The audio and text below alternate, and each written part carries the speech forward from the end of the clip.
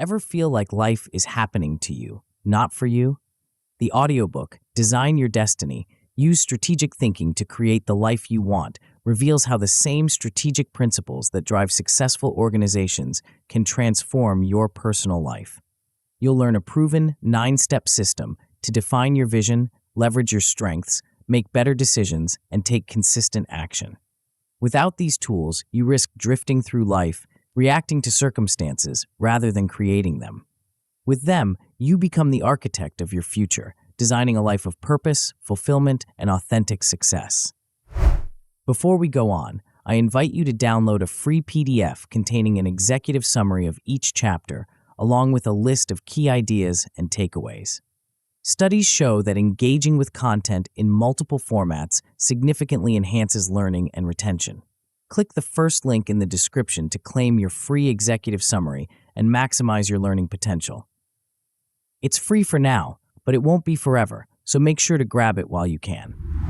Chapter 1. Define Your Vision. The ship was lost at sea, drifting aimlessly through fog and choppy waters. The captain stood at the helm, frantically checking instruments that offered little guidance.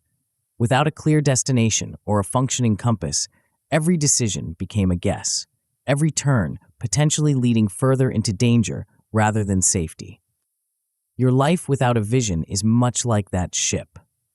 You may be moving, perhaps even quickly, but movement without direction leads nowhere meaningful.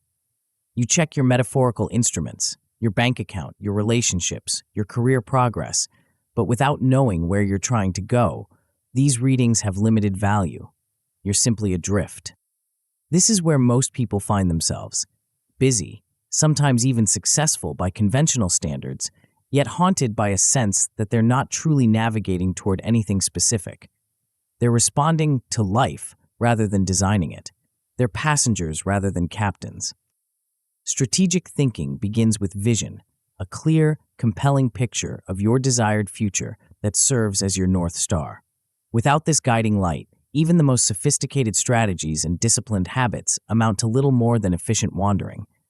With a powerful vision, however, every decision, every action, and every day takes on new meaning. You move with purpose toward the life you genuinely want. A personal vision differs fundamentally from vague dreams or passing wishes. Dreams are ethereal and undefined. I want to be successful, or I wish I could travel more. A vision, by contrast, is specific and vivid. It's not just what you want to achieve, but who you want to become. It encompasses your values, your purpose, and the impact you wish to have. It's the future you pulling you forward, rather than your past pushing you along familiar paths. Consider the difference between I want to be wealthy and I envision building a sustainable business that provides financial independence while allowing me to mentor young entrepreneurs and spend 3 months each year exploring different cultures with my family. The latter isn't just more detailed, it's infused with purpose, values, and a multidimensional view of success. Why is direction so crucial? Because without it, you'll inevitably default to what's urgent rather than what's important, what's expected rather than what's meaningful, what's comfortable rather than what's fulfilling. You'll make decisions based on immediate circumstances rather than long-term vision. You'll measure progress against arbitrary standards rather than what truly matters to you. A clear vision provides an internal compass that keeps you oriented even when external conditions change. It gives you a standard against which to evaluate opportunities, relationships, and how you spend your time. It generates intrinsic motivation, the most powerful and sustainable kind, because it connects your daily actions to deeply meaningful outcomes. But a compelling vision doesn't materialize from thin air. It emerges from deep self-knowledge, particularly an understanding of your core values, those principles and beliefs that matter most to you. Values are the bedrock upon which meaningful visions are built. They're what make your vision authentically yours rather than a reflection of others' expectations or societal definitions of success. What truly matters to you? Is it creativity, connection, achievement, growth, service, autonomy, adventure, security, influence, or something else entirely? These aren't abstract questions. They're the foundation of a life that feels aligned and purposeful rather than fragmented and hollow. To identify your core values, reflect on moments when you felt most alive, fulfilled, and proud. What made those experiences meaningful? Consider also what consistently angers or frustrates you. These reactions often point to violated values. What would you stand for, even if it cost you something? What do you want to be remembered for? The answers reveal what you truly value, not just what you've been conditioned to pursue. They illuminate what success actually means to you, not just what it looks like to others. They show what would make you feel your life was well lived, not just well compensated or well regarded. Once you've clarified your values, the next step is ensuring your vision aligns with them. A vision that contradicts your core values creates internal conflict and ultimately fails, no matter how impressive it might appear from the outside. If you value deep connection, but envision a life that requires constant travel and minimal routes, you're setting yourself up for dissatisfaction. If you value creative expression, but envision a path focused solely on financial metrics, you'll likely find success hollow. Alignment between values and vision creates powerful synergy. Your vision becomes not just appealing but authentic, a natural expression of who you are rather than who you think you should be.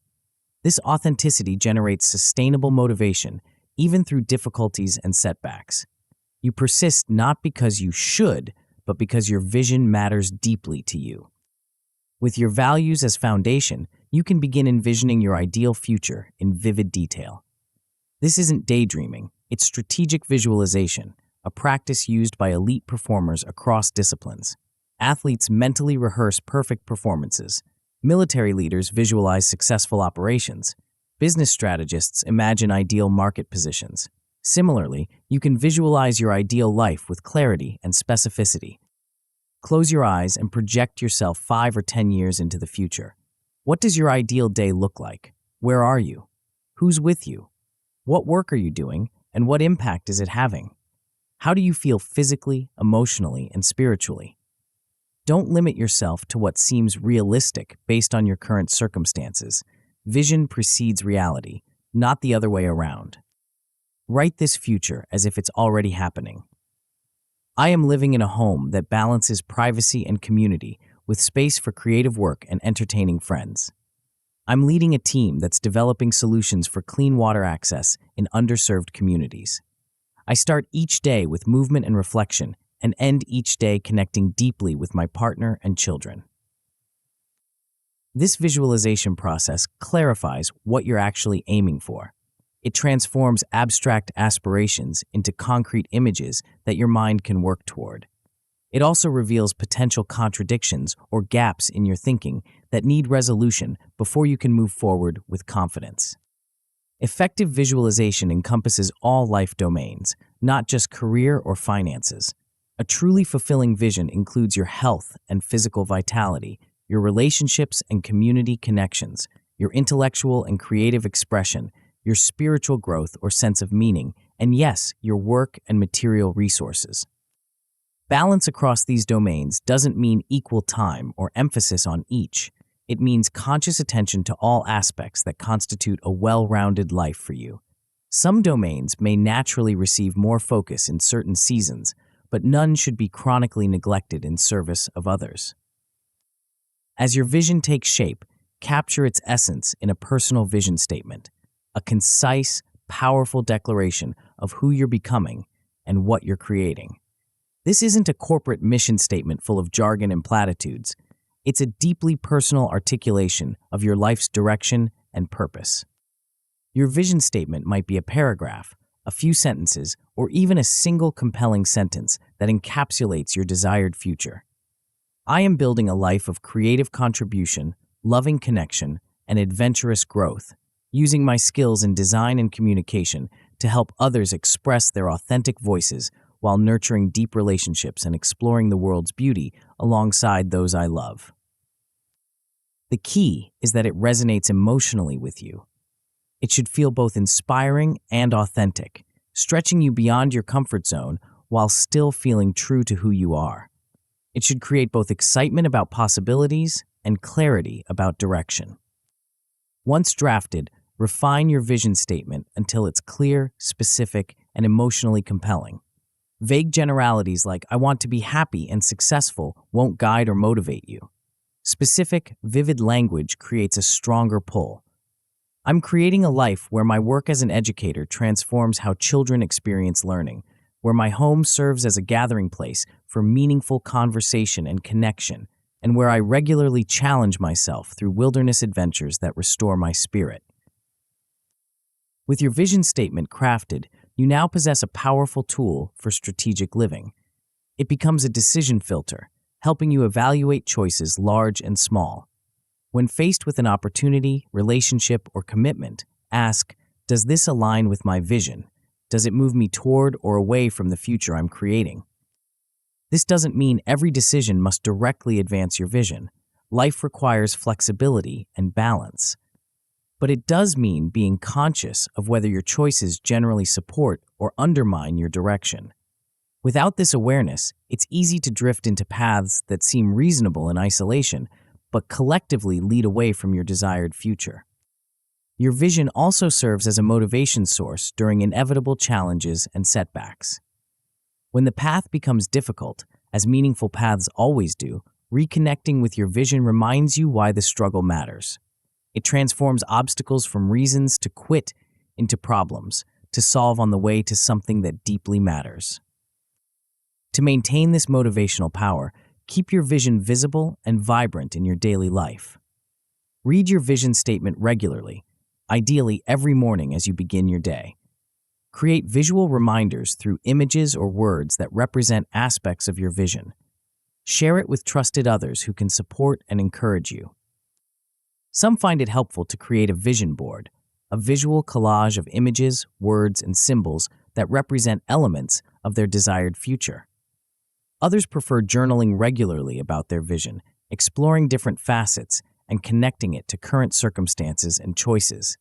Still others use guided visualization or meditation to regularly immerse themselves in the feeling of their vision realized. Whatever methods you choose, the goal is keeping your vision alive and influential rather than relegated to a document you created once and forgot. Your vision should be a living presence in your life, a constant reference point that informs how you think, decide, and act. Remember that while your vision should be relatively stable, it isn't static. As you grow and evolve, aspects of your vision may shift. New insights, experiences, and circumstances may refine or even transform elements of what you're creating. This isn't failure, it's evolution. The key is that these changes emerge from deeper understanding rather than from simply abandoning direction when the path becomes challenging.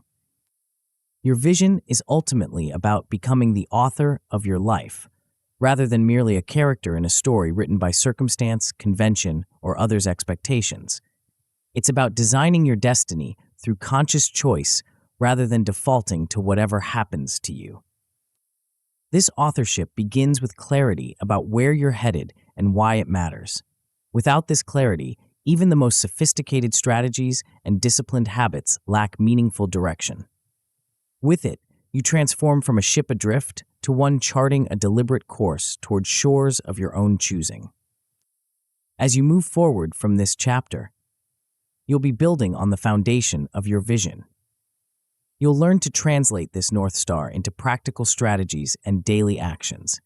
You'll discover how to navigate challenges, make wise decisions, and maintain momentum toward your desired future. But for now, focus on getting the destination right. Take time to explore your values, visualize your ideal future across all life domains, and craft a vision statement that truly inspires you.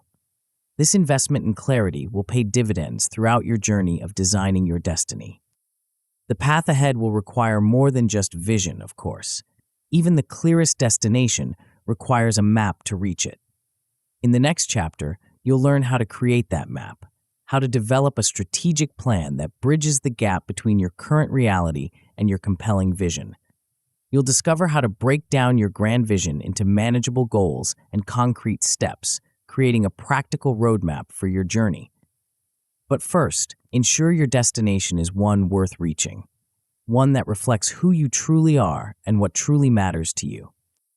Before we continue, make sure to subscribe to Grow to the Top and activate notifications to receive more self-improvement tips that will supercharge your growth. And make sure to give this video a thumbs up and share it with your friends. It really helps the channel grow. Thank you for your support. Chapter 2. Plan strategically. The architect stood before a blank canvas, vision clear in her mind. A magnificent structure that would transform the skyline and serve its occupants with both beauty and function. Yet between this vision and reality lay a critical phase, one that would determine whether her dream remained merely that or would eventually rise in steel and glass. She reached not for her paintbrush, but for her drafting tools. Vision without a plan remains forever in the realm of fantasy. You've defined your North Star, that compelling future that pulls you forward. Now comes the crucial work of charting your course toward it. This is where dreamers become designers, where inspiration transforms into strategy. Many people believe that once they've clarified their vision, the path forward will simply reveal itself. They assume that passion and good intentions will somehow bridge the gap between where they are and where they want to be. This is perhaps the most common reason why meaningful visions remain unrealized, not for lack of desire, but for lack of strategic planning. Consider the difference between saying, "I want to climb that mountain," and actually reaching its summit. The former requires only a moment of inspiration. The latter demands maps, equipment, training, and a step-by-step approach that respects both the terrain and your capabilities. Your life vision deserves no less careful planning than such an expedition. Strategic planning is the bridge between dreaming and doing. It transforms abstract aspirations into concrete targets and then breaks those targets into manageable steps. It anticipates obstacles, allocates resources, and establishes timelines. It creates accountability and momentum. In short, it makes the impossible possible by making it practical. The first step in this process is translating your broad vision into specific long-term goals. If your vision statement is the destination, your long-term goals are the major landmarks along your journey. They represent significant achievements that collectively embody your vision. For instance, if your vision includes becoming financially independent while making a positive impact through entrepreneurship, your long-term goals might include launching a specific type of business, reaching certain revenue milestones, creating a certain number of jobs, and establishing a foundation for causes you care about. These long-term goals typically span 3 to 5 years or more. They should be ambitious enough to inspire you, yet specific enough to direct your efforts. They answer the question, what major accomplishments will constitute living my vision? The power of articulating these long-term goals is that they begin to make your vision tangible. They transform someday into by this date. They convert inspiration into commitment. And perhaps most importantly, they break down what might seem like an overwhelming vision into component parts that you can work towards systematically. Once you've identified your long-term goals, the next step is establishing short-term goals that serve as stepping stones toward them. These typically span from a few months to a year and represent meaningful progress that you can achieve in the nearer term. Short-term goals create momentum and provide feedback. They allow you to experience success along the way rather than deferring all satisfaction until some distant future. They also help you adjust course as needed based on what you learn as you progress. For example, if a long-term goal is building a successful business with a certain revenue target in 3 years, short-term goals might include completing market research within 3 months, developing a minimum viable product within 6 months, and acquiring your first 10 clients within 9 months. The relationship between long-term and short-term goals is hierarchical. Each short-term goal should clearly contribute to achieving a specific long-term goal, which in turn contributes to realizing your vision. This alignment ensures that your daily and monthly efforts connect directly to your ultimate aspirations. With your goals established, it's time to make them as effective as possible. This is where the concept of SMART goals becomes invaluable. SMART is an acronym that stands for specific, measurable, achievable, relevant, and time-bound. 5 characteristics that transform vague intentions into powerful directives. Specific goals clarify exactly what you aim to accomplish. Rather than improve my leadership skills, a specific goal would be complete a leadership certification program and lead 3 team projects. Specificity eliminates ambiguity and focuses your efforts. Measurable goals include clear criteria for success. They answer the question, how will I know when I've achieved this? For instance, increase my savings becomes measurable when reframed as save $15,000 for a home down payment. Measurement creates accountability and allows you to track progress. Achievable goals stretch you without breaking you. They require effort and growth, but remain within the realm of possibility given your resources and constraints. Setting unachievable goals leads to frustration and abandonment. Setting too easy goals fails to inspire effort or growth. Relevant goals align with your vision and values. They matter in the context of your broader aspirations rather than representing random achievements. Every goal should answer the question, how does this contribute to my vision? If you can't articulate a clear connection, reconsider the goal. Time-bound goals include deadlines that create urgency and prevent procrastination. Without a time frame, goals tend to remain perpetually on the horizon. With one, they become commitments that drive action. I will complete my professional certification by June 30th creates very different behavior than I will get certified someday. The SMART framework transforms vague aspirations into clear directives. Compare, I want to be more creative with, I will write 1 chapter of my novel each week, completing the first draft by December 31st.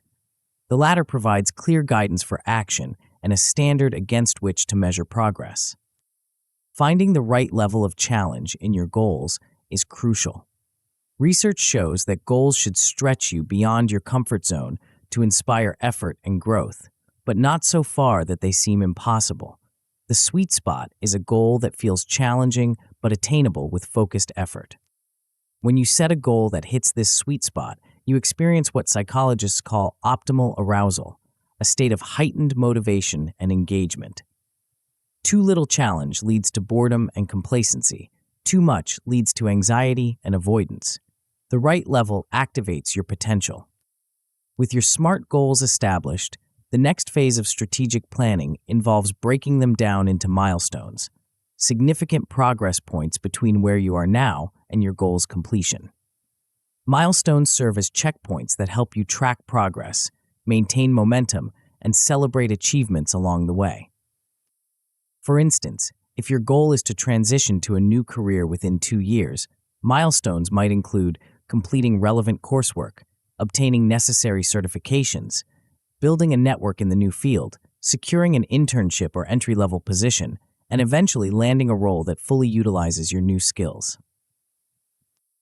Milestones make large goals manageable by dividing them into stages. They prevent overwhelm by allowing you to focus on the next meaningful step rather than the entire journey at once. They also provide natural points for reflection and course correction, ensuring that you're still on the right path. Assigning target dates to your milestones creates a timeline for your journey. This timeline serves multiple purposes. It establishes accountability, helps you allocate resources effectively, prevents procrastination, and allows you to coordinate interdependent goals. Your timeline should be realistic yet ambitious. Consider factors like your available time, energy, and resources, the natural sequence of steps required, and external constraints like application deadlines or seasonal opportunities. Build in some buffer for unexpected delays, but not so much that you lose urgency. Visualizing your timeline can be powerful. Whether you use a digital tool, a wall calendar, or a hand-drawn roadmap, seeing your journey laid out chronologically helps you internalize both the sequence and the commitment. It transforms abstract intentions into concrete plans with specific dates attached. With your goals broken into milestones and arranged on a timeline, the next level of detail involves identifying specific action steps for each milestone. These are the concrete tasks that you'll actually do on a daily and weekly basis to make progress. Action steps are where strategy meets execution. They answer the question, what exactly do I need to do next? They should be specific enough that you could assign them to someone else and they would understand exactly what to do. For example, if a milestone is build a professional network in my target industry, action steps might include identify 10 industry leaders to connect with, join 2 relevant professional organizations, attend the annual industry conference, schedule 1 networking coffee meeting each week, and create a system for maintaining these relationships. The key is making these action steps concrete and actionable. Research graduate programs is too vague.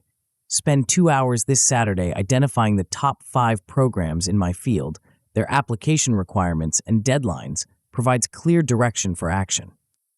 Once you've identified action steps, organizing them in logical sequence ensures efficient progress. Some steps naturally precede others.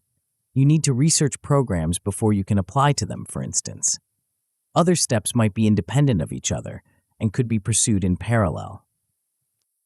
Beyond sequence, prioritizing actions based on their impact and urgency helps you allocate your limited time and energy effectively. High-impact actions that directly advance your most important goals deserve priority over those with marginal benefits. Similarly, actions with time sensitivity, like application deadlines, may need to be prioritized over those with more flexible timing.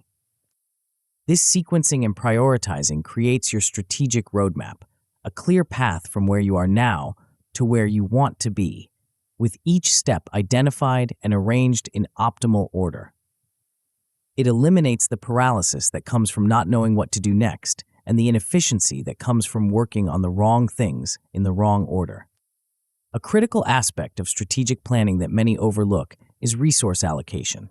Your goals require resources: time, energy, money, skills, connections, and more.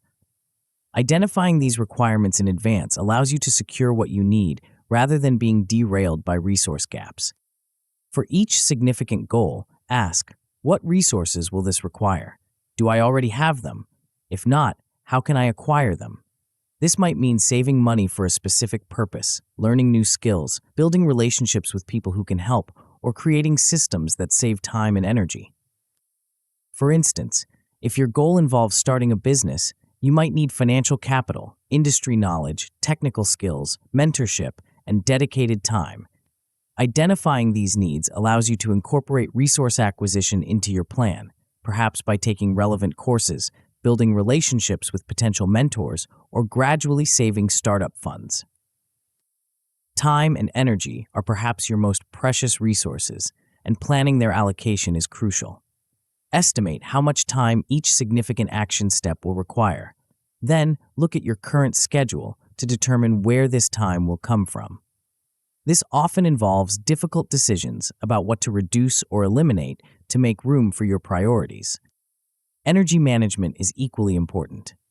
Different goals and tasks require different types of energy: creative, analytical, social, physical. Plan to tackle each type of task when you naturally have the corresponding energy available. For many, creative work is best done in the morning, analytical work in the midday, and administrative tasks in the afternoon, but your pattern may differ. By planning your resource allocation in advance, you ensure that you have what you need when you need it, rather than being stopped by predictable shortages. This foresight is a hallmark of strategic thinking, anticipating requirements and preparing accordingly. Speaking of anticipation, perhaps the most overlooked aspect of strategic planning is anticipating obstacles. Every meaningful journey encounters challenges, and planning for them in advance dramatically increases your chances of overcoming them successfully. Start by conducting a simple risk assessment for each major goal. Ask, what could go wrong or make this difficult? What external factors might interfere? What internal challenges might I face? This isn't negative thinking, it's realistic preparation that actually increases optimism by creating confidence in your ability to handle challenges. Common external obstacles include financial constraints, time limitations, lack of support from others, competitive pressures, or unexpected life events. Internal obstacles might include knowledge or skill gaps, fear of failure, perfectionism, inconsistent motivation, or competing priorities. Once you've identified potential obstacles, develop contingency plans, specific strategies for responding if these challenges arise. These if-then plans transform obstacles from roadblocks into detours. They prevent you from being derailed by predictable challenges and help you respond quickly and effectively when the unexpected occurs. For example, if a potential obstacle to your career advancement goal is not getting a specific promotion, your contingency plan might include seeking feedback about why you weren't selected, identifying alternative paths to gain the required experience, or exploring opportunities at other organizations. These contingency plans create resilience in your strategic approach. Rather than abandoning your goals when faced with setbacks, you simply activate your predetermined alternative route and continue making progress, albeit perhaps in a modified way.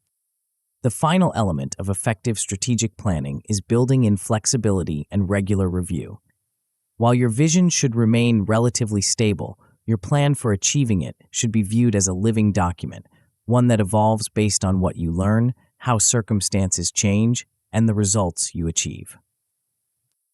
Schedule regular reviews of your strategic plan, perhaps quarterly for major assessments and monthly for progress checks. During these reviews, evaluate what's working and what isn't, what you've learned, and what has changed in your internal or external environment. Then adjust your plan accordingly. This doesn't mean changing direction with every setback or new idea. It means being responsive to meaningful feedback and significant changes while maintaining commitment to your core vision. It's the difference between rigid adherence to a plan, regardless of results, and strategic adaptation based on evidence. While thorough planning is valuable, avoid the trap of overplanning, attempting to schedule every minute and anticipate every possibility. This creates rigidity that breaks under pressure and leaves no room for serendipity or inspiration. The best strategic plans provide clear direction while allowing space for adaptation and opportunity. Think of your plan as a well-marked trail rather than railroad tracks. The trail clearly indicates the direction and major landmarks, but allows you to adjust your pace, take short detours when beneficial, and respond to conditions as they arise. Railroad tracks, by contrast, permit movement in only one predetermined path at a fixed speed, too rigid for the dynamic journey of life. By now, you've transformed your vision into a strategic plan with specific goals, milestones, action steps, resource allocations, and contingency plans. You've created a roadmap that bridges the gap between dreaming and doing, between inspiration and achievement. You've done what most people never do, developed a concrete strategy for creating the life you want. This strategic plan serves as your personal blueprint, a detailed guide for constructing your desired future. Like an architectural blueprint, it specifies not just the final structure, but the sequence of steps required to build it. It accounts for materials needed, potential challenges, and the relationship between various components. It transforms the abstract into the achievable. With this blueprint in hand, you're prepared to begin construction, to take consistent, strategic action toward your vision. You know what to do next, what comes after that, and how it all fits together. You've eliminated the confusion and overwhelm that prevent most people from translating their aspirations into reality. But even the most brilliant strategic plan can't account for one crucial variable, the complex human being who must execute it.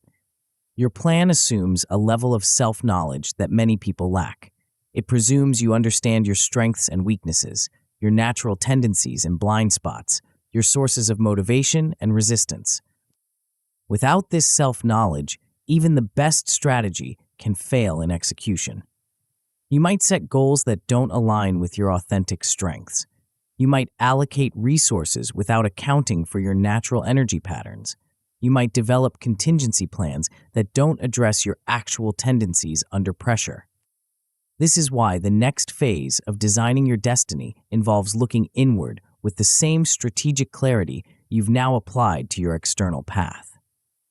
It's time to conduct a thorough assessment of the most important resource in your journey, yourself.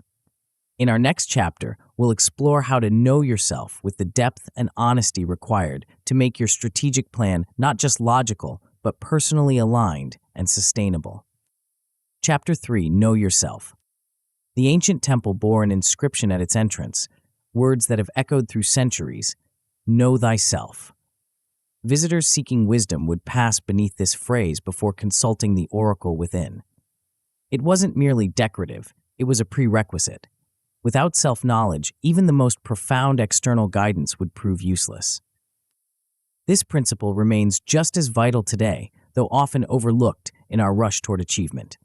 We invest considerable energy developing strategies, setting goals, and planning actions, yet frequently neglect the foundation upon which all these efforts rest: a deep understanding of ourselves. Consider the most sophisticated navigation system available. It can calculate optimal routes, account for traffic patterns, and provide turn-by-turn guidance with remarkable precision. Yet without one crucial piece of information, your starting point, it becomes entirely useless. Self-awareness provides that starting point for your life's journey. Many people operate with a distorted or incomplete understanding of themselves. They pursue paths that others have defined as successful without considering their own unique configuration of strengths, weaknesses, values, and preferences. They adopt strategies that worked for someone else without questioning whether these approaches align with their own natural tendencies. They set goals based on external expectations rather than internal truths. The results are predictable: careers that look impressive but feel empty, achievements that bring status but not satisfaction, relationships that exist on paper but lack genuine connection. These outcomes stem not from lack of effort or intelligence, but from lack of self-awareness, from building a strategy on an unstable foundation. True self-awareness is more than casual self-reflection. It's a deliberate, honest assessment of who you are, your natural talents and acquired skills, your limitations and blind spots, your values and passions, your patterns and preferences. It's seeing yourself with clarity rather than through the distorting lenses of wishful thinking, social comparison, or outdated self-concepts. This clarity serves as a strategic advantage. When you truly know yourself, you make decisions that align with your authentic nature rather than fighting against it. You choose paths where your strengths can shine rather than struggling in environments that demand your weaknesses. You recognize patterns that have hindered you in the past and develop strategies to address them proactively. The consequences of blind spots, areas where you lack self-awareness, can be severe. The executive who doesn't recognize how their communication style alienates team members may wonder why they can't retain talent. The entrepreneur who ignores their difficulty with financial details may build an impressive business that suddenly collapses due to cash flow problems. The individual who doesn't acknowledge their need for creative expression may achieve conventional success while battling persistent dissatisfaction. These blind spots operate like software bugs in your personal operating system. They create recurring problems that seem mysterious until you identify their source. They cause patterns of self-sabotage that undermine your best efforts. They lead to persistent gaps between your intentions and your results. Developing self-awareness begins with identifying your strengths, those capabilities that come naturally to you and that you can develop to exceptional levels. These might include analytical thinking, creative problem-solving, interpersonal sensitivity, strategic vision, attention to detail, verbal communication, physical coordination, emotional resilience, or countless other possibilities. Your strengths represent your greatest strategic assets. When you operate from them, you perform at higher levels with less effort. You experience what psychologists call flow, that state of energized focus where challenge and capability align perfectly. You stand out from others, not by competing on their terms, but by leveraging your unique advantages. Identifying these strengths requires looking beyond conventional categories to recognize your particular pattern of capabilities. Perhaps you're not just good with people, but specifically skilled at mediating conflicts.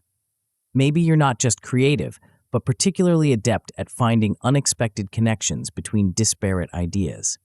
The more precisely you can name your strengths, the more strategically you can deploy them. Reflection on past successes often reveals patterns of strength. When have you excelled effortlessly?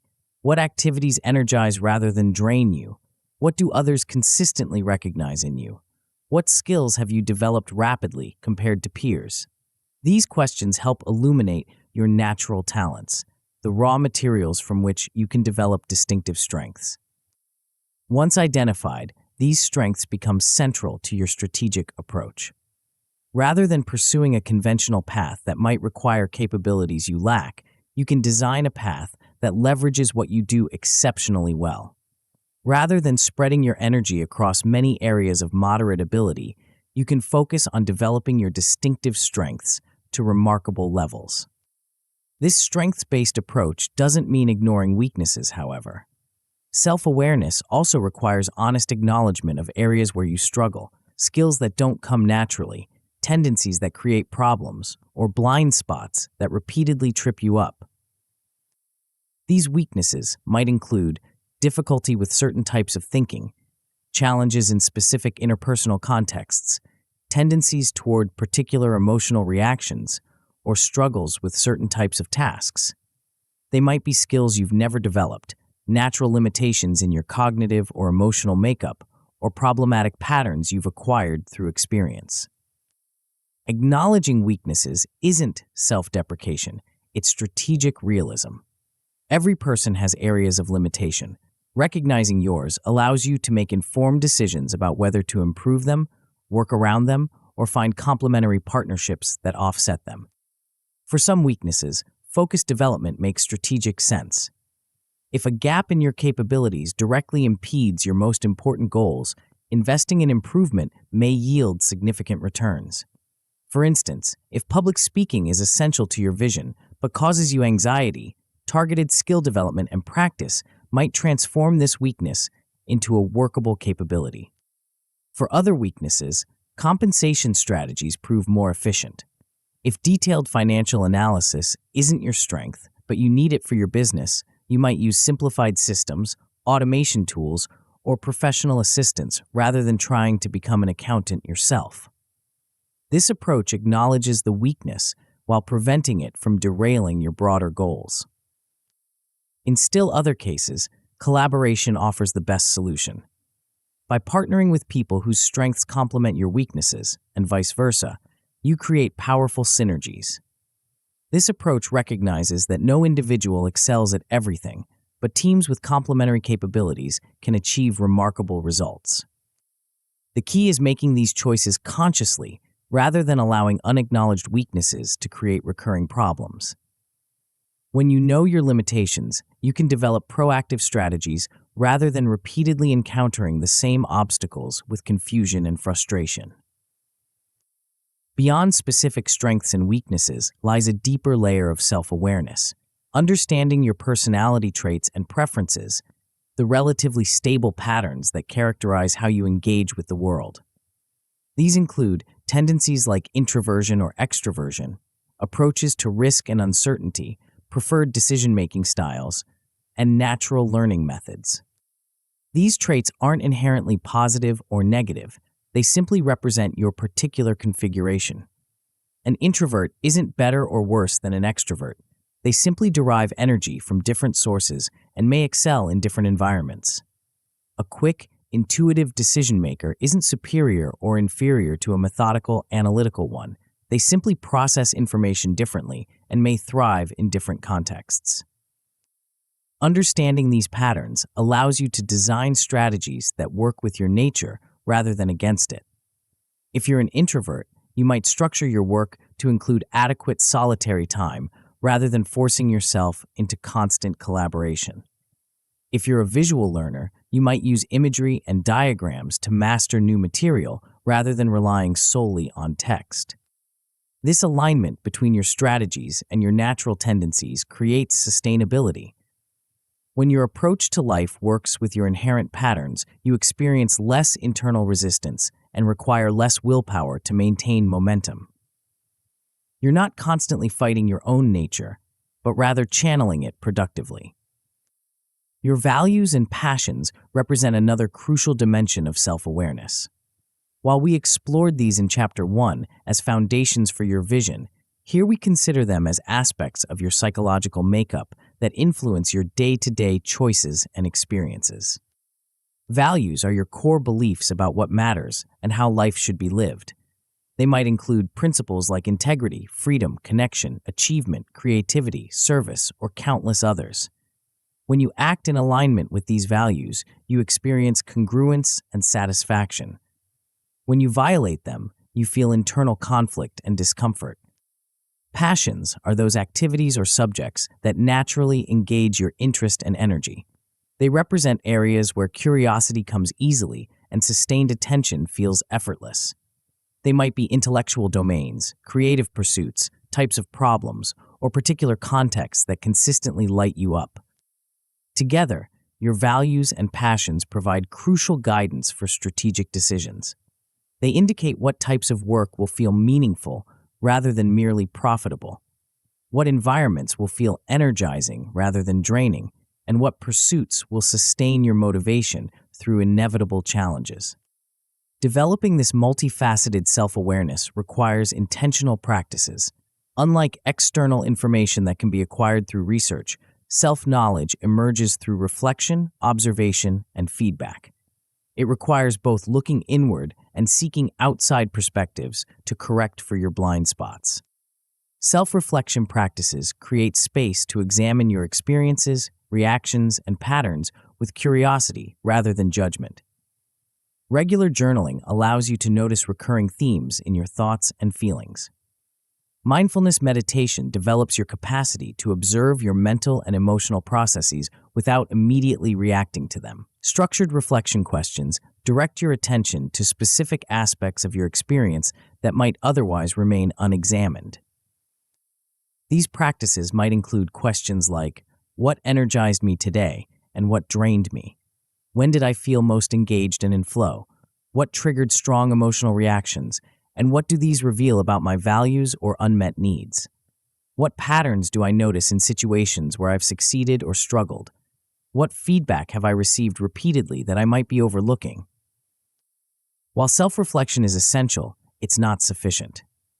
We all have blind spots, aspects of ourselves that we cannot see directly but that significantly impact our effectiveness and relationships. These blind spots persist not because we're unintelligent or unobservant, but because our subjective position makes certain self-observations inherently difficult. This is where feedback from others becomes invaluable. Other people observe aspects of your behavior, impact, and patterns that may be invisible to you. They experience effects of your actions that you might not anticipate. They can see inconsistencies between your stated intentions and your actual behavior that you might rationalize away.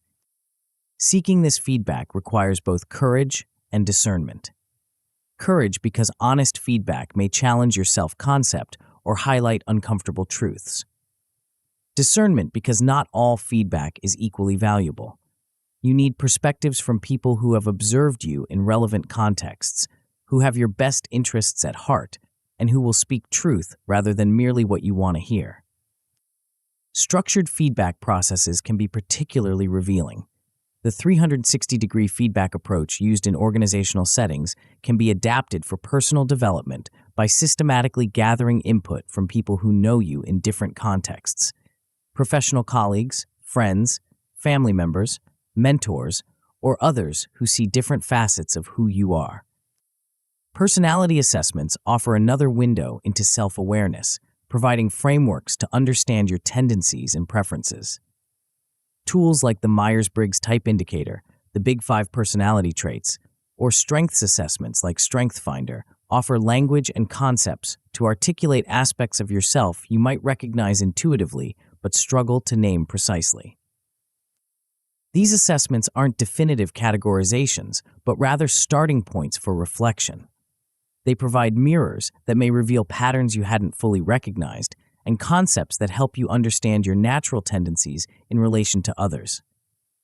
They're most valuable when they prompt deeper self-reflection rather than being treated as fixed labels. One particularly powerful framework for integrating self-awareness into strategic thinking is the personal SWOT analysis, an adaptation of the business tool that examines strengths, weaknesses, opportunities, and threats. This structured approach helps you consider both internal factors, your strengths and weaknesses, and external factors, opportunities and threats in your environment that will influence your strategic success. In a personal SWOT, you systematically identify your internal strengths, capabilities, resources, and advantages you possess, and weaknesses, limitations, gaps, or vulnerabilities that could hinder you. You then analyze external opportunities, favorable circumstances, trends, or openings you might leverage, and threats, challenges, obstacles, or competitors that could impede your progress. This analysis creates a comprehensive strategic picture, connecting your internal reality with your external context. It highlights where your strengths align with opportunities, suggesting promising directions, and where weaknesses intersect with threats, indicating areas requiring mitigation strategies. It transforms self-awareness from an isolated exercise into an integrated component of your strategic planning. With this multidimensional self-awareness established, you can begin applying this knowledge to refine your strategic approach.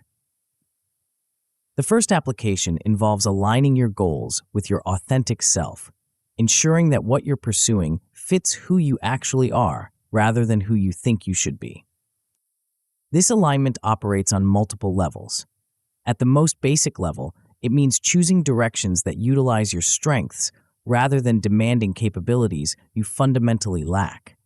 It means selecting environments that fit your personality preferences rather than constantly forcing yourself to adapt to mismatched settings. It means pursuing outcomes that reflect your values rather than adopting others' definitions of success.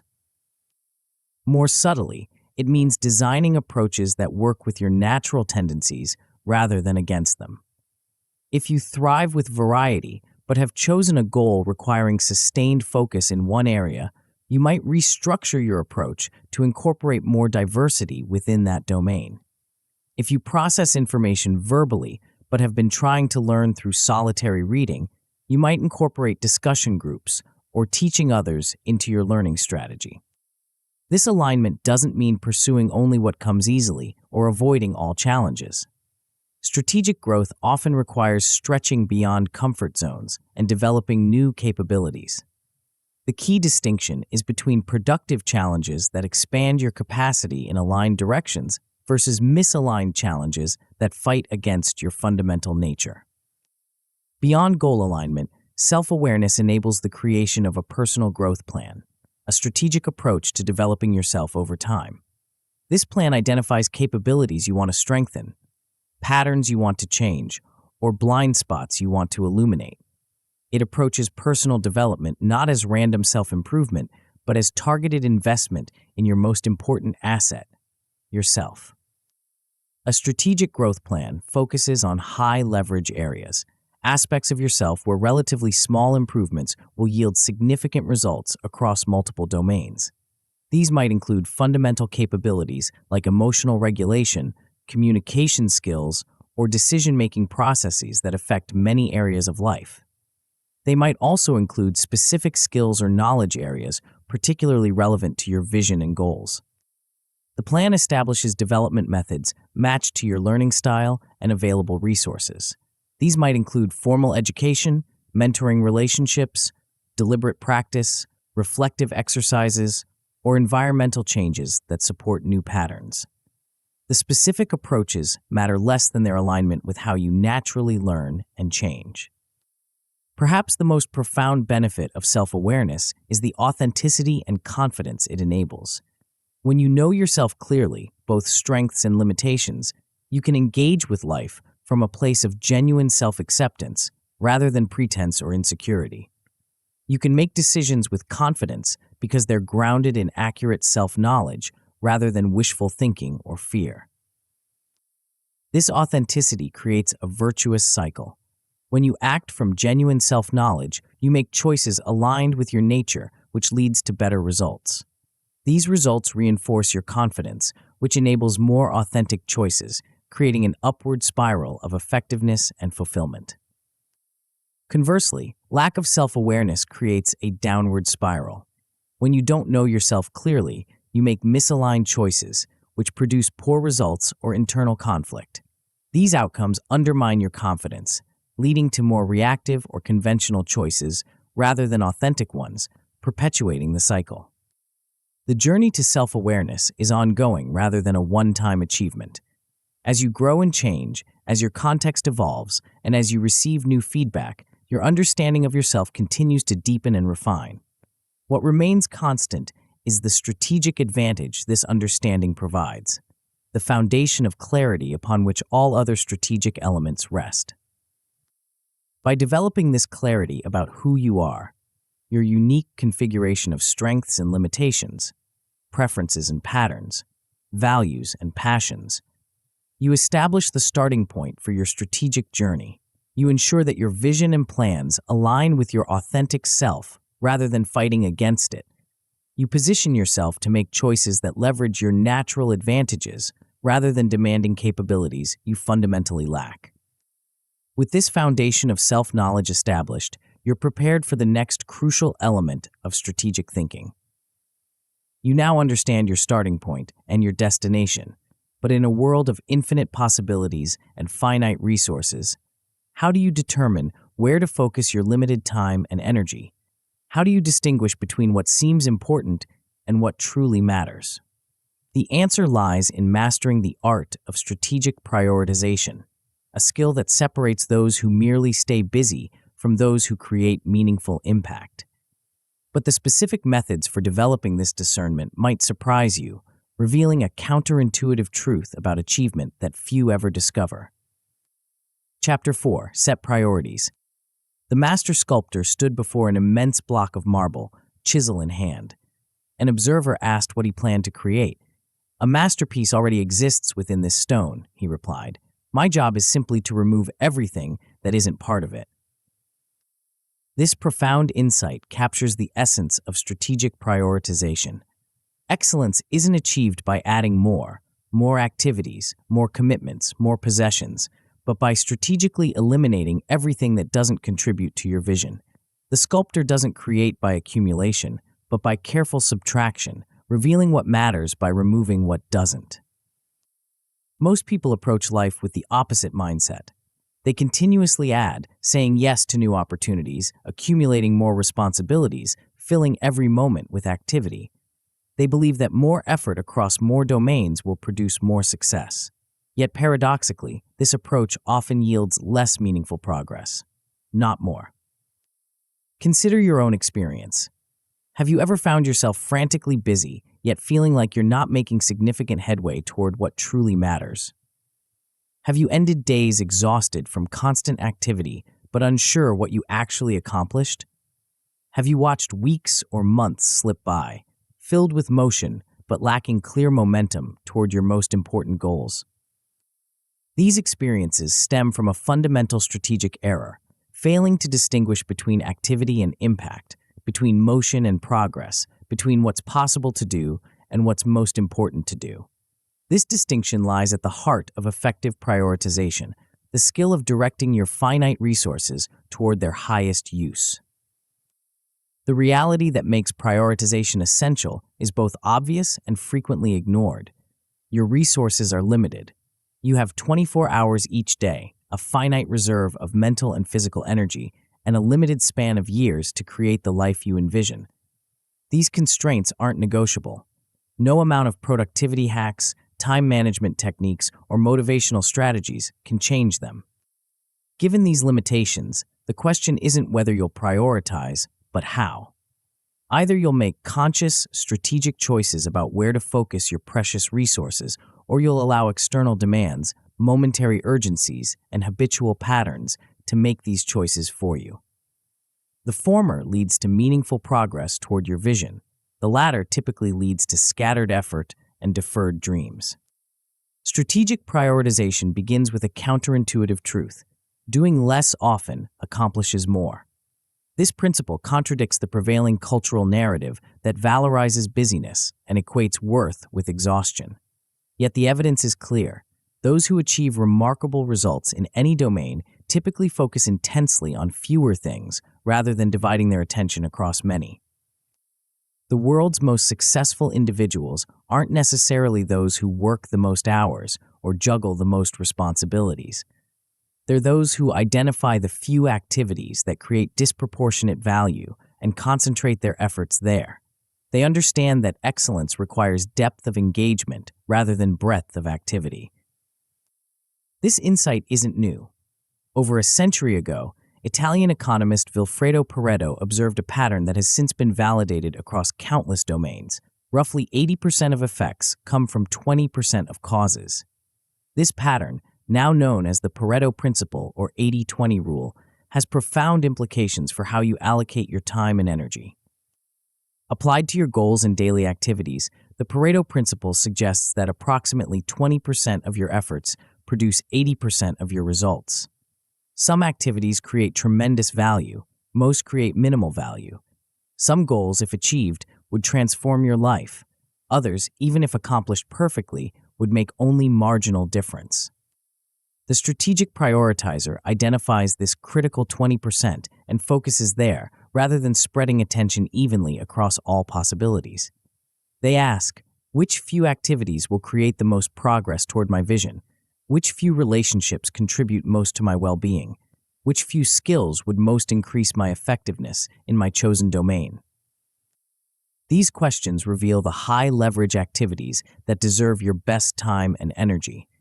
They might include developing a specific skill that unlocks new opportunities, deepening a key relationship that provides both support and growth, or completing a project that advances multiple goals simultaneously. They're the activities where focused effort yields disproportionate returns. Identifying these high-impact priorities requires connecting your daily and weekly choices to your long-term vision. Without this connection, you risk being efficient at activities that don't actually matter, like diligently arranging deck chairs on the Titanic. Strategic prioritization always begins with your destination in mind, then works backward to determine what deserves focus now. Start by revisiting your vision from Chapter 1. What future are you creating? What matters most to you? Then examine your current activities and potential opportunities through this lens. Ask, if I execute this perfectly, how much will it contribute to my vision? If I neglect this entirely, how much will it hinder my progress? These questions help distinguish between what's merely good and what's genuinely strategic for you. This assessment often reveals surprising insights. Activities you've habitually prioritized may contribute little to your most important goals. Opportunities you've overlooked might create significant momentum toward your vision. Without this conscious evaluation, you'll likely default to what's familiar, urgent, or expected, rather than what's truly high impact. Once you've identified potential high-value activities, the next step is distinguishing between what's urgent and what's important, a crucial distinction in effective prioritization. Urgent matters demand immediate attention. Important matters contribute significantly to your values and goals. Some activities are both. Many are one, but not the other. This distinction forms the basis of the Eisenhower matrix, a powerful tool for prioritization decisions. The matrix divides tasks into 4 quadrants based on their urgency and importance. Quadrant I contains tasks that are both urgent and important, genuine crises, and deadline-driven projects that align with your goals. These require immediate action. Quadrant 2 holds tasks that are important but not urgent, strategic activities like planning, relationship building, skill development, and preventive maintenance. These create the most long-term value but don't demand immediate attention. Quadrant 3 encompasses tasks that are urgent but not important, interruptions, some meetings, and many emails and calls. These feel pressing but contribute little to your goals. Quadrant 4 consists of tasks that are neither urgent nor important, time wasters and escapist activities that neither create value nor demand immediate attention. The matrix reveals a crucial insight. Most people spend too much time in quadrants 3 and 4, and not enough in quadrant 2. They react to urgency, quadrants 1 and 3, or escape into distraction, quadrant 4, rather than proactively focusing on important but non-urgent activities, quadrant 2. Yet Quadrant 2 is where the most valuable activities typically reside. Strategic planning, relationship deepening, skill development, creative thinking, these rarely present as emergencies, but they create the foundation for long-term success and fulfillment. They're the activities that prevent crises rather than merely responding to them. The strategic prioritizer deliberately allocates significant time to Quadrant 2, even when nothing is forcing this allocation. They proactively schedule time for important activities before urgent matters fill their calendar. They recognize that what's most important rarely comes with an external deadline or demand. The pressure to complete these activities must come from within. This approach requires both discipline and discernment. Discipline because Quadrant 2 activities don't demand attention. You must choose to focus on them despite more urgent options. Discernment because not everything presenting as urgent actually matters, and not everything important announces itself as such. Applying these prioritization principles to daily life requires specific practices. One powerful approach is identifying your most important tasks, MITs, each day, the 1 to 3 activities that would make the day successful even if nothing else gets done. These aren't necessarily the most urgent or the quickest tasks, but those that create the most value relative to your goals. By identifying these MITs and tackling them first, ideally during your peak energy hours, you ensure that what matters most gets your best attention. This practice prevents the common pattern where the day gets consumed by reactive tasks and low-value activities, leaving your most important work undone or attempted with depleted energy. Complementing this daily prioritization, time blocking involves scheduling specific periods for your priority activities, treating them as non-negotiable appointments with yourself. Rather than hoping to find time for important work between meetings and messages, you proactively reserve your best hours for your highest priorities. This might mean blocking 7 to 10 a.m. for focused creative work, 2 to 3 p.m. for strategic planning, or whatever alignment of activities and energy patterns works for you. The key is creating protected space for your priorities rather than letting them compete with every other demand for whatever time remains. Without this deliberate allocation, task creep inevitably occurs. Lower value activities expand to fill available time, crowding out more important but less insistent priorities. Emails multiply, meetings proliferate, and administrative tasks accumulate, consuming hours that could have been invested in high-impact work. Combating task creep requires both boundary setting and batch processing. Setting boundaries means establishing when you will and won't be available for certain types of activities, perhaps checking email only at specific times rather than continuously, or reserving certain days for meetings and others for focused work.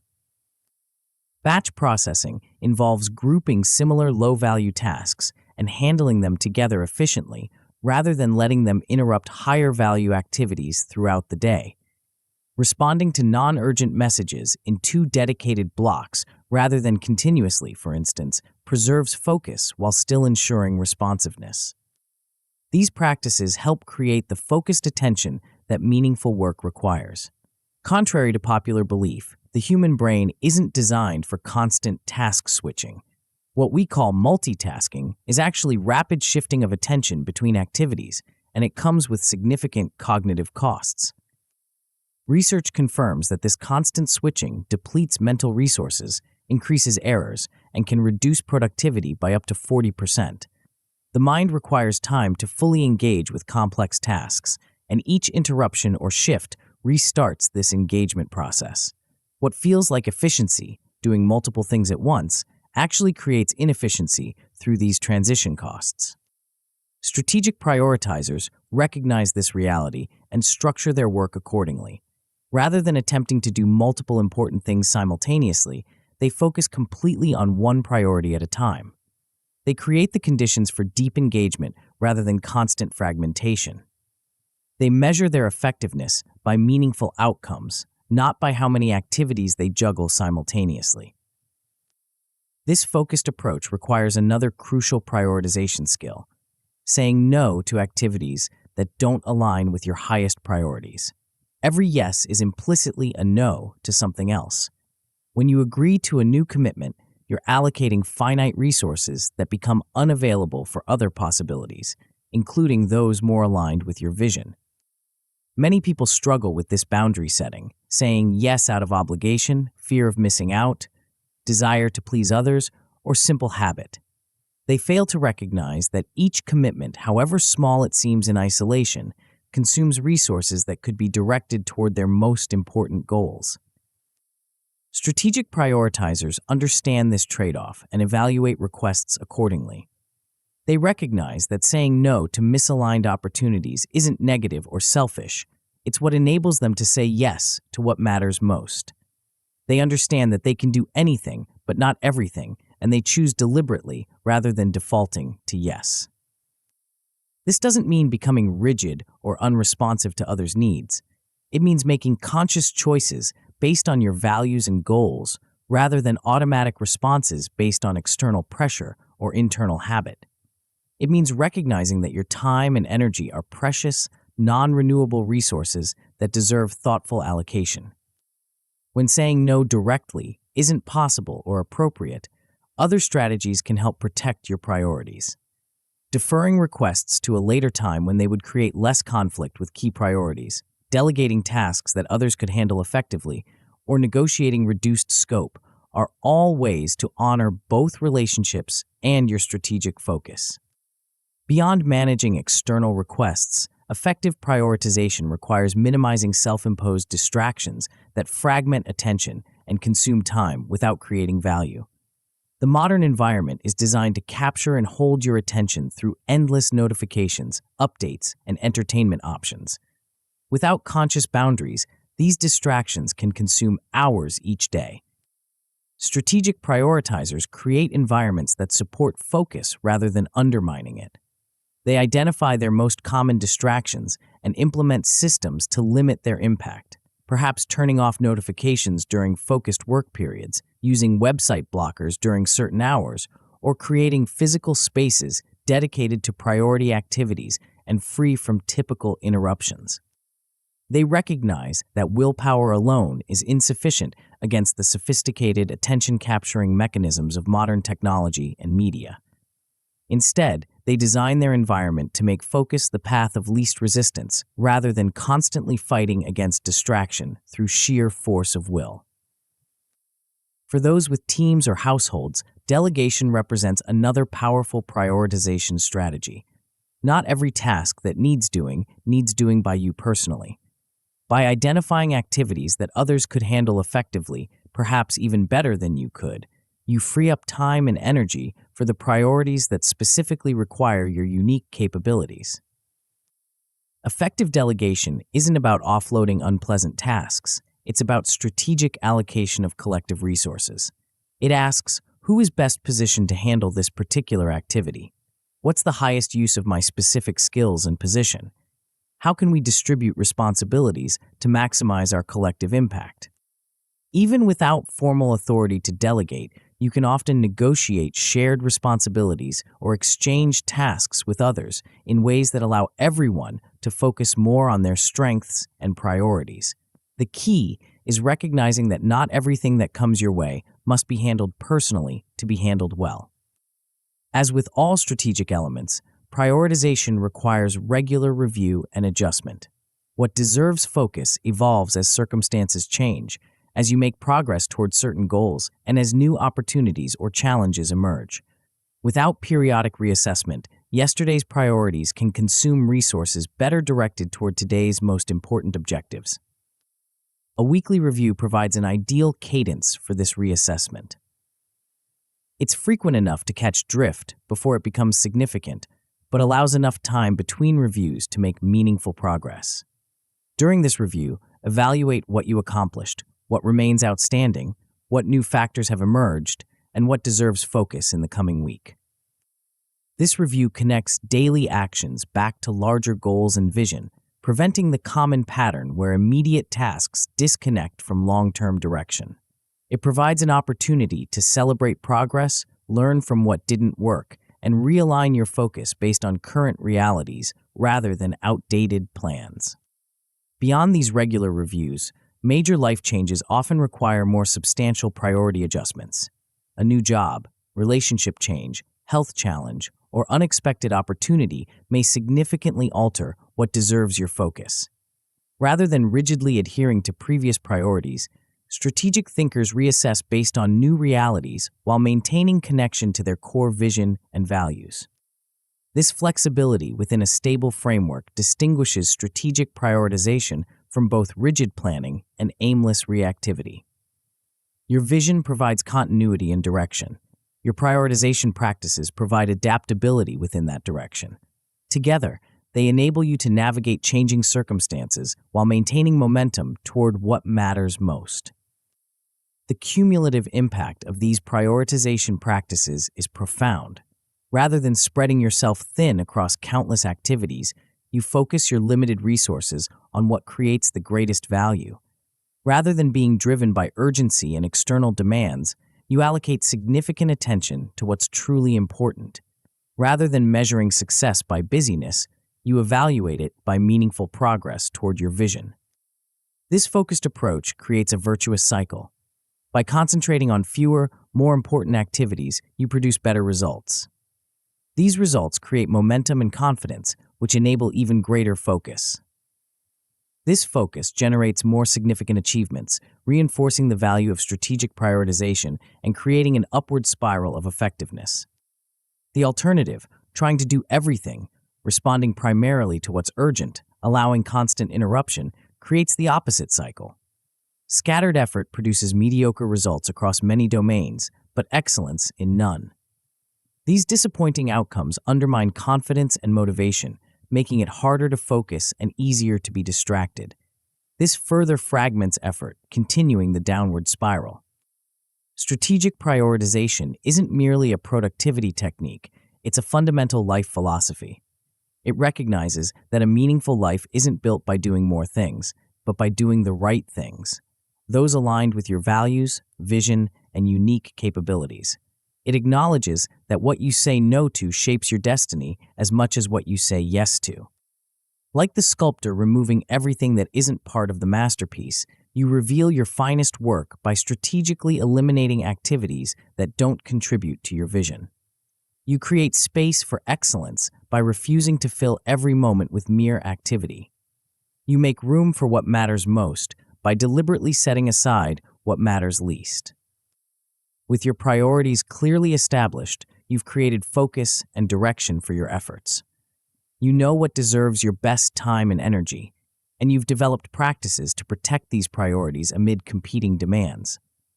Yet even with this clarity, you'll inevitably face moments of uncertainty, crossroads where multiple paths seem viable, decisions where the best choice isn't immediately obvious.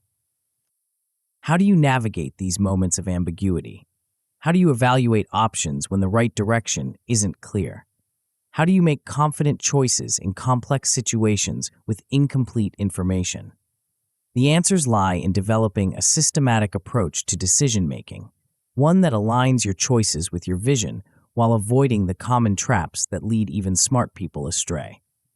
But the specific method that makes this possible might surprise you, revealing a counterintuitive truth about how our minds actually work when facing life's most consequential choices. Chapter 5. Decide Wisely. The ancient crossroads has always been a powerful symbol, a place where paths diverge and destinies are determined. In mythology, these intersections were sacred spaces where gods might appear, where deals could be struck with supernatural forces, where the veil between worlds thinned. This reverence wasn't merely superstition, but recognition of a profound truth. The moments of choice shape our lives more than anything else.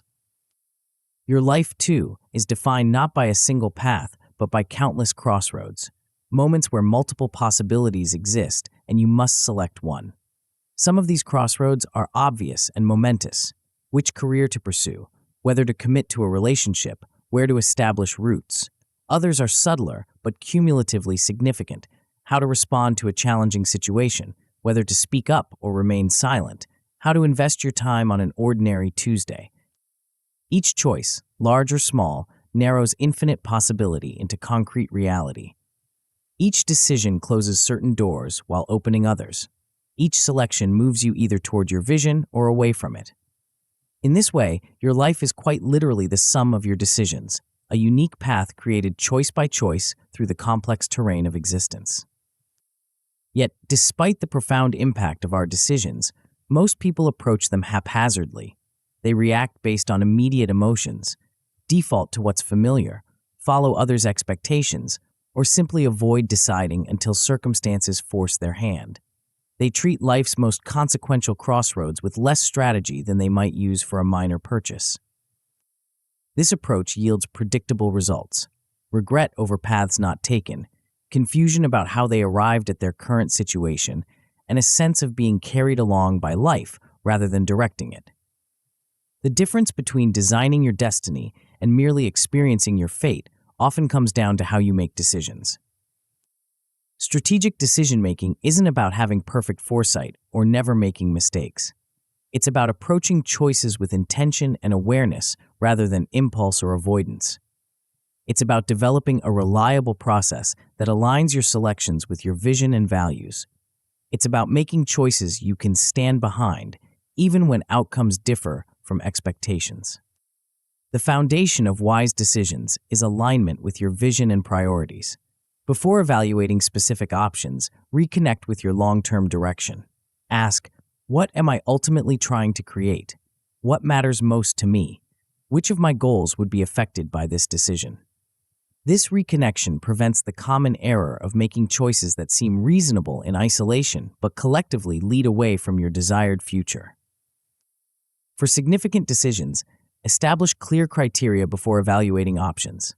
These criteria articulate what matters in this particular choice, what a good decision would accomplish or protect. They might include factors like alignment with specific goals, acceptable levels of risk, resource requirements, timeline considerations, or impact on key relationships. These criteria serve as an objective standard against which to measure possibilities. They prevent decisions based solely on what's most appealing in the moment or what others expect. They transform decision-making from a subjective feeling, "this seems right," into a more structured evaluation. This option best satisfies what matters in this situation. With this foundation established, the next step is clearly defining the decision itself. This might seem obvious, but many poor choices stem from misframing the initial question. Should I take this job is a different decision than what's the best next step in my career. The first frames a yes-no choice about a specific opportunity. The second opens exploration of multiple possibilities within a larger context. Strategic thinkers define decisions in ways that open rather than close options. They ask, what am I really trying to accomplish here, rather than jumping to evaluate the first solution that presents itself. They recognize that how you frame the question often determines the range of answers you'll consider. Once the decision is clearly defined, generate multiple options rather than defaulting to the obvious alternatives. Many people artificially restrict their choices to either-or scenarios. Take this job or stay put, pursue this relationship or remain single, accept this offer or reject it. This binary thinking overlooks creative possibilities that might better serve your goals. Strategic decision-makers deliberately expand their option set. They ask, what other possibilities exist? What if I combined elements from different alternatives? What approaches haven't I considered? What would a completely different solution look like? This expansive thinking often reveals superior options that wouldn't emerge from evaluating only the obvious choices. With multiple options identified, systematic evaluation becomes possible. For each alternative, consider both advantages and disadvantages, the potential benefits and costs, the opportunities and risks.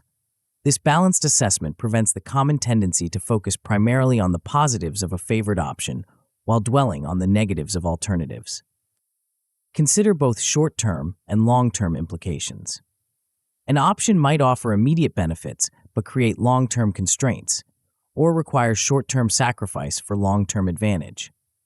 Without considering both timeframes, you risk choices that feel good now but create problems later, or that unnecessarily sacrifice present well-being for future gains that could be achieved through better alternatives.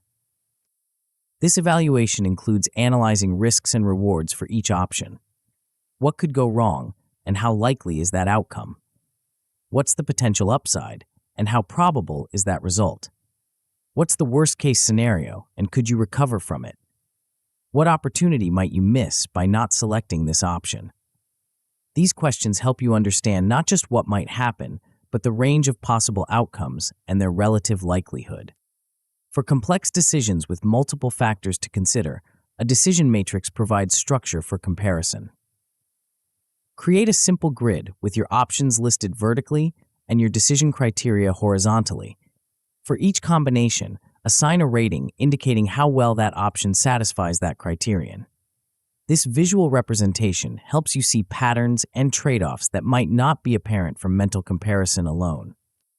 The matrix makes explicit what you're gaining and giving up with each choice. Perhaps one option rates highly on financial potential but poorly on lifestyle compatibility, while another offers the reverse. The matrix doesn't make the decision for you, but it clarifies the trade-offs involved so you can choose with greater awareness. In personal decisions, these trade-offs often involve competing values. You might value both financial security and creative expression, both close family connections and global exploration, both professional achievement and personal balance. When options require prioritizing some values over others, return to your vision and core values from Chapter 1. Which values are most central to your sense of purpose and fulfillment? Which would create more regret if compromised? This values-based approach recognizes that the best decision isn't always the one that maximizes a single factor like income, status, or convenience. It's the one that best serves your unique configuration of priorities and values, the one that moves you toward your vision of a well-lived life according to your own definition, not external standards. While these analytical approaches provide crucial structure, effective decision-making also incorporates intuition, that sense of knowing that arises from your accumulated experience and unconscious pattern recognition. Your intuition integrates information in ways your conscious mind cannot explicitly track, drawing on your full history of observations and outcomes. After conducting rational analysis, check your intuitive response to the emerging decision. Does it feel right despite logical arguments against it? Does it feel wrong despite looking good on paper? These feelings aren't mere emotions to be dismissed. They're valuable data from parts of your mind that process information differently than your analytical faculties. When intuition and analysis conflict, investigate the discrepancy rather than automatically favoring either one. Your intuition might be detecting factors your analysis overlooked, or it might be responding to irrelevant associations or fears. Your analysis might be missing crucial subjective elements, or it might be protecting you from an impulsive choice you'd regret. Both perspectives offer valuable insight when properly understood. This integration of analysis and intuition helps prevent a common decision-making pitfall, analysis paralysis. This occurs when you become stuck in endless research, comparison, and deliberation, unable to commit to a choice despite abundant information. You continue seeking perfect certainty that doesn't exist or the mythical best option among countless possibilities.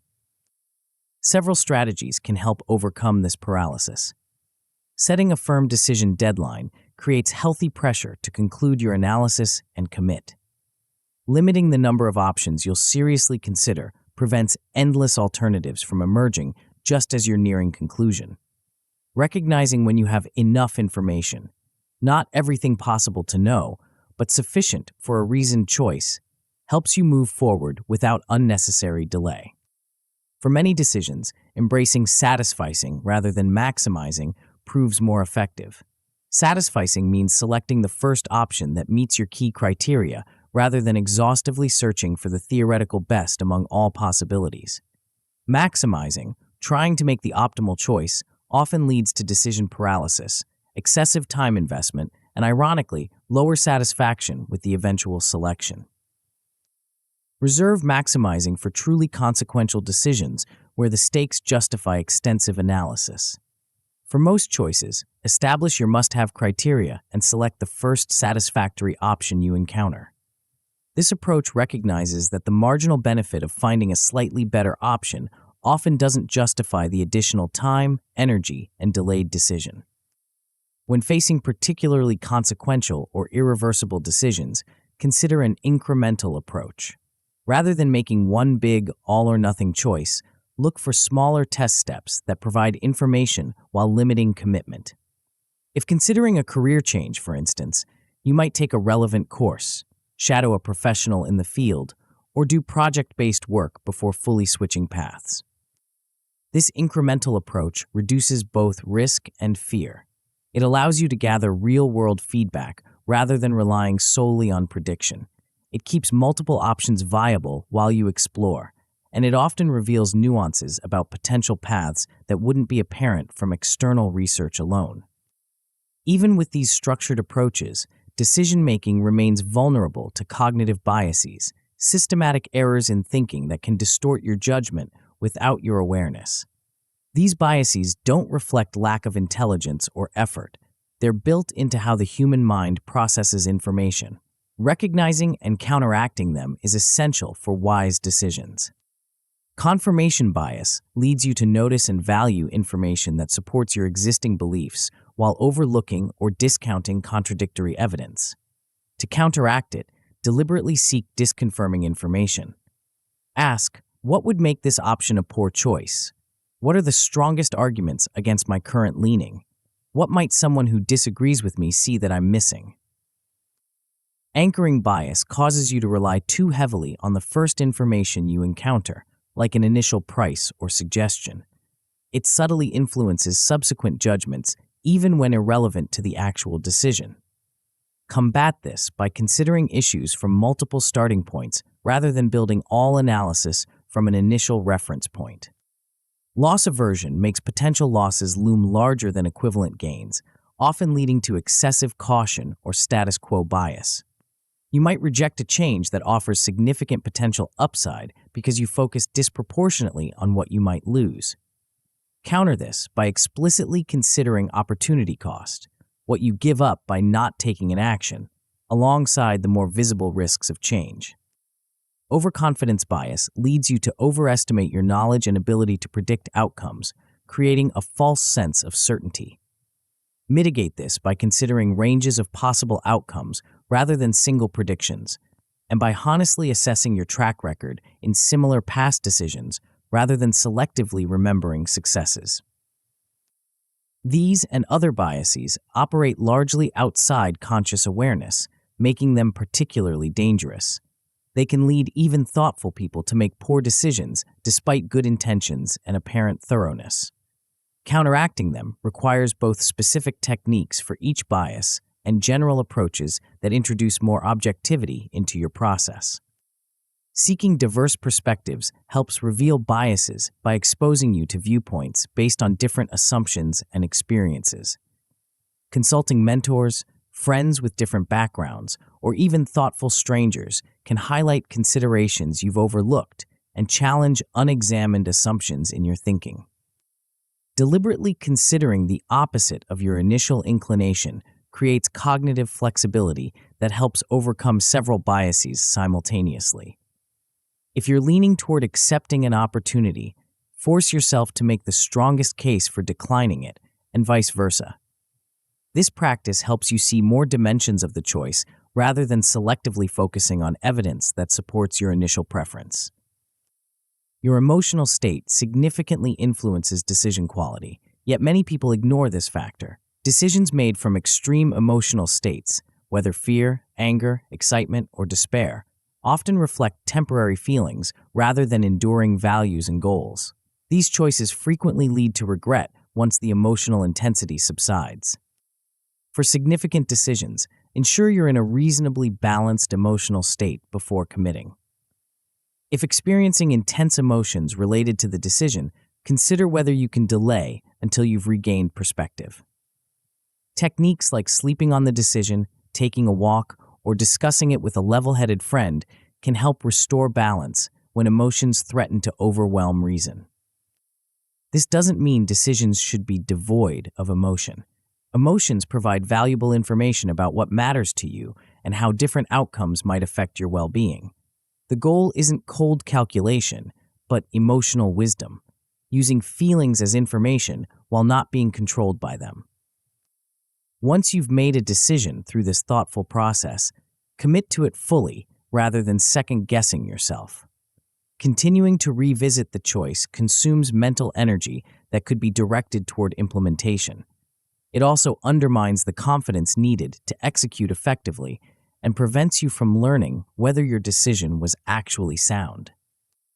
This commitment doesn't mean blind adherence if new information emerges or circumstances change significantly.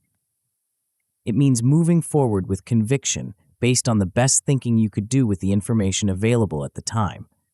It means giving your choice a fair chance to succeed rather than undermining it with hesitation or half measures. Develop an implementation plan that translates your decision into concrete action. What specific steps will you take? What resources will you need? What potential obstacles might arise, and how will you address them?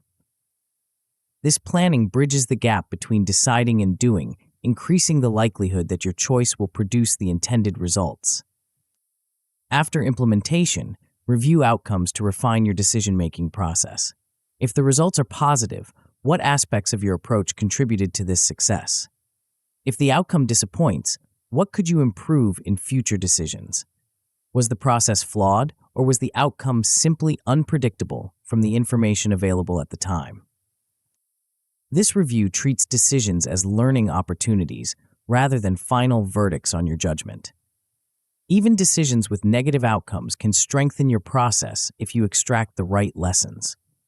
Even successful choices may reveal refinements that could make future decisions more effective or efficient. While this structured approach is valuable for significant decisions, applying it to every choice would be exhausting and impractical.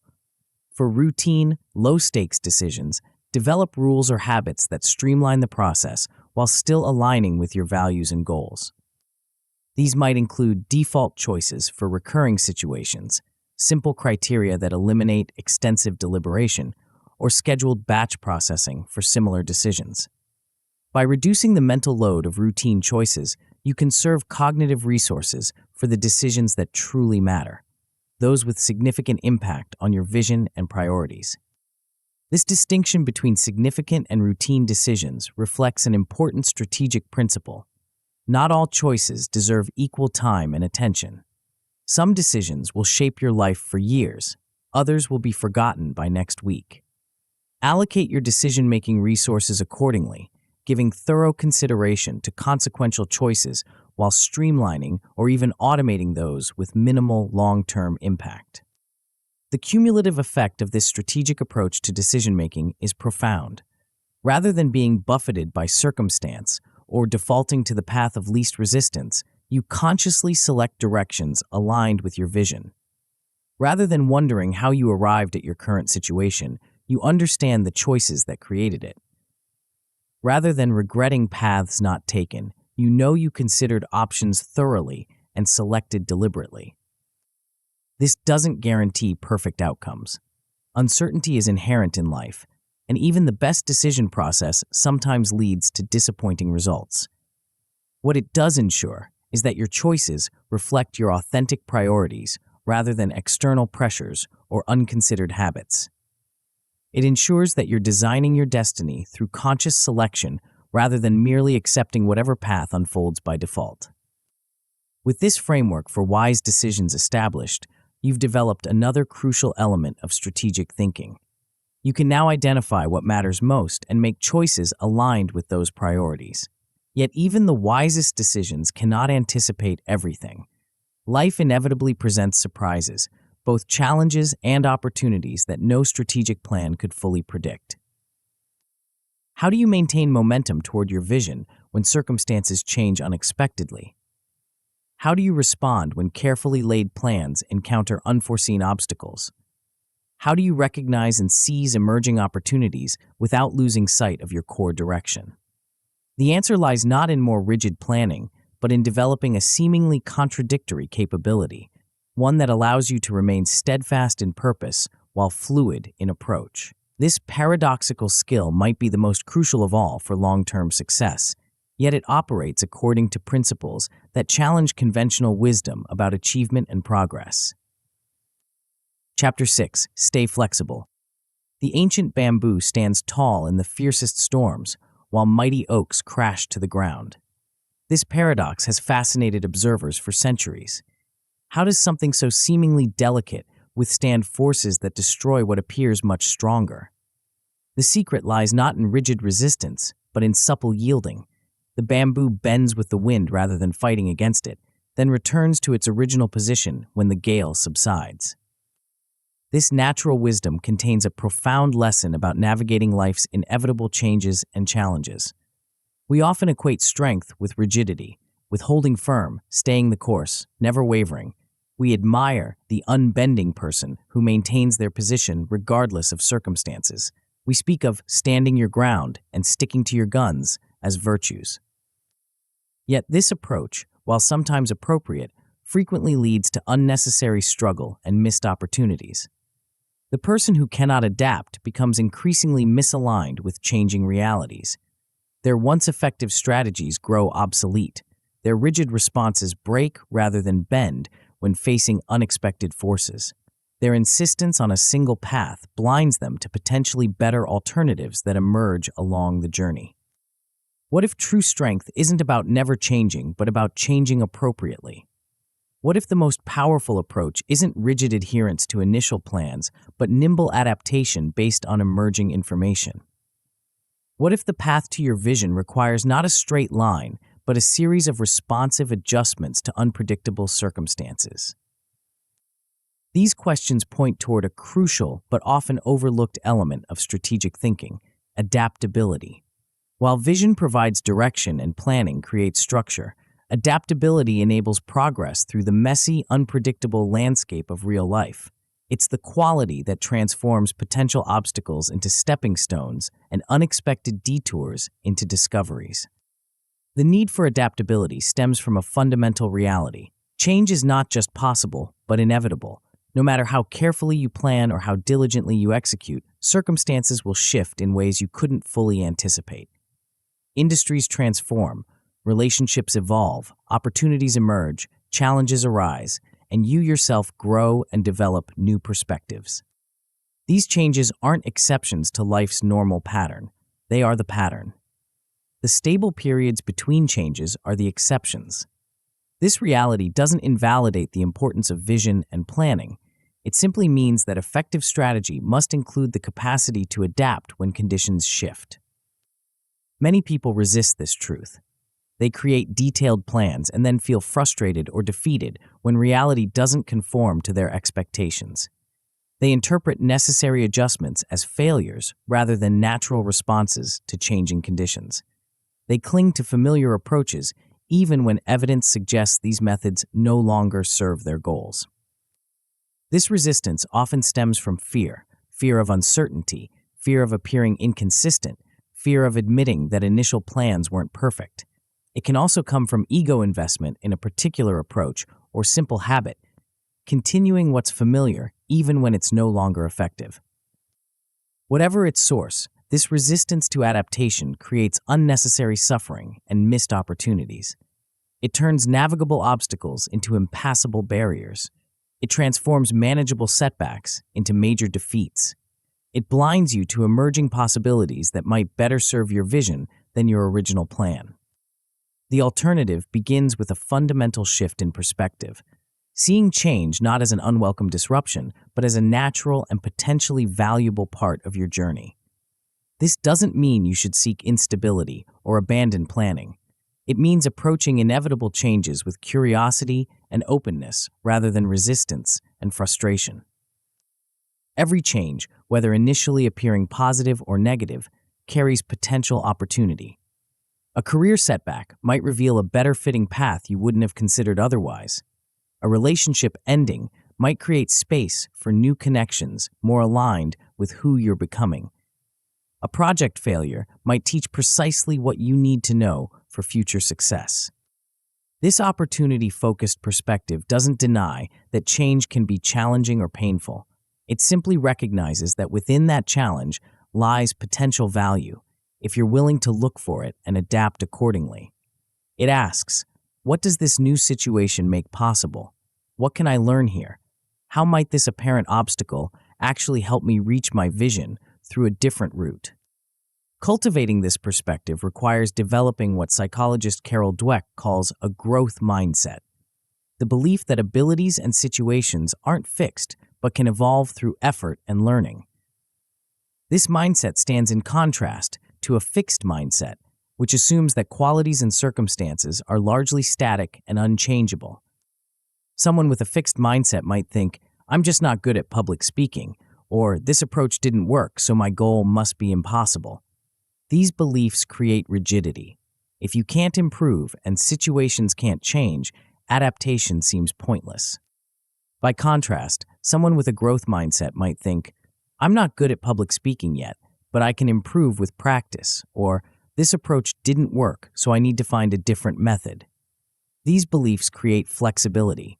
If improvement is possible and situations can change, adaptation becomes a natural response. This mindset difference profoundly affects how you handle challenges. Research shows that people with growth mindsets maintain better motivation and performance when facing difficulties. They view setbacks as learning opportunities rather than final verdicts.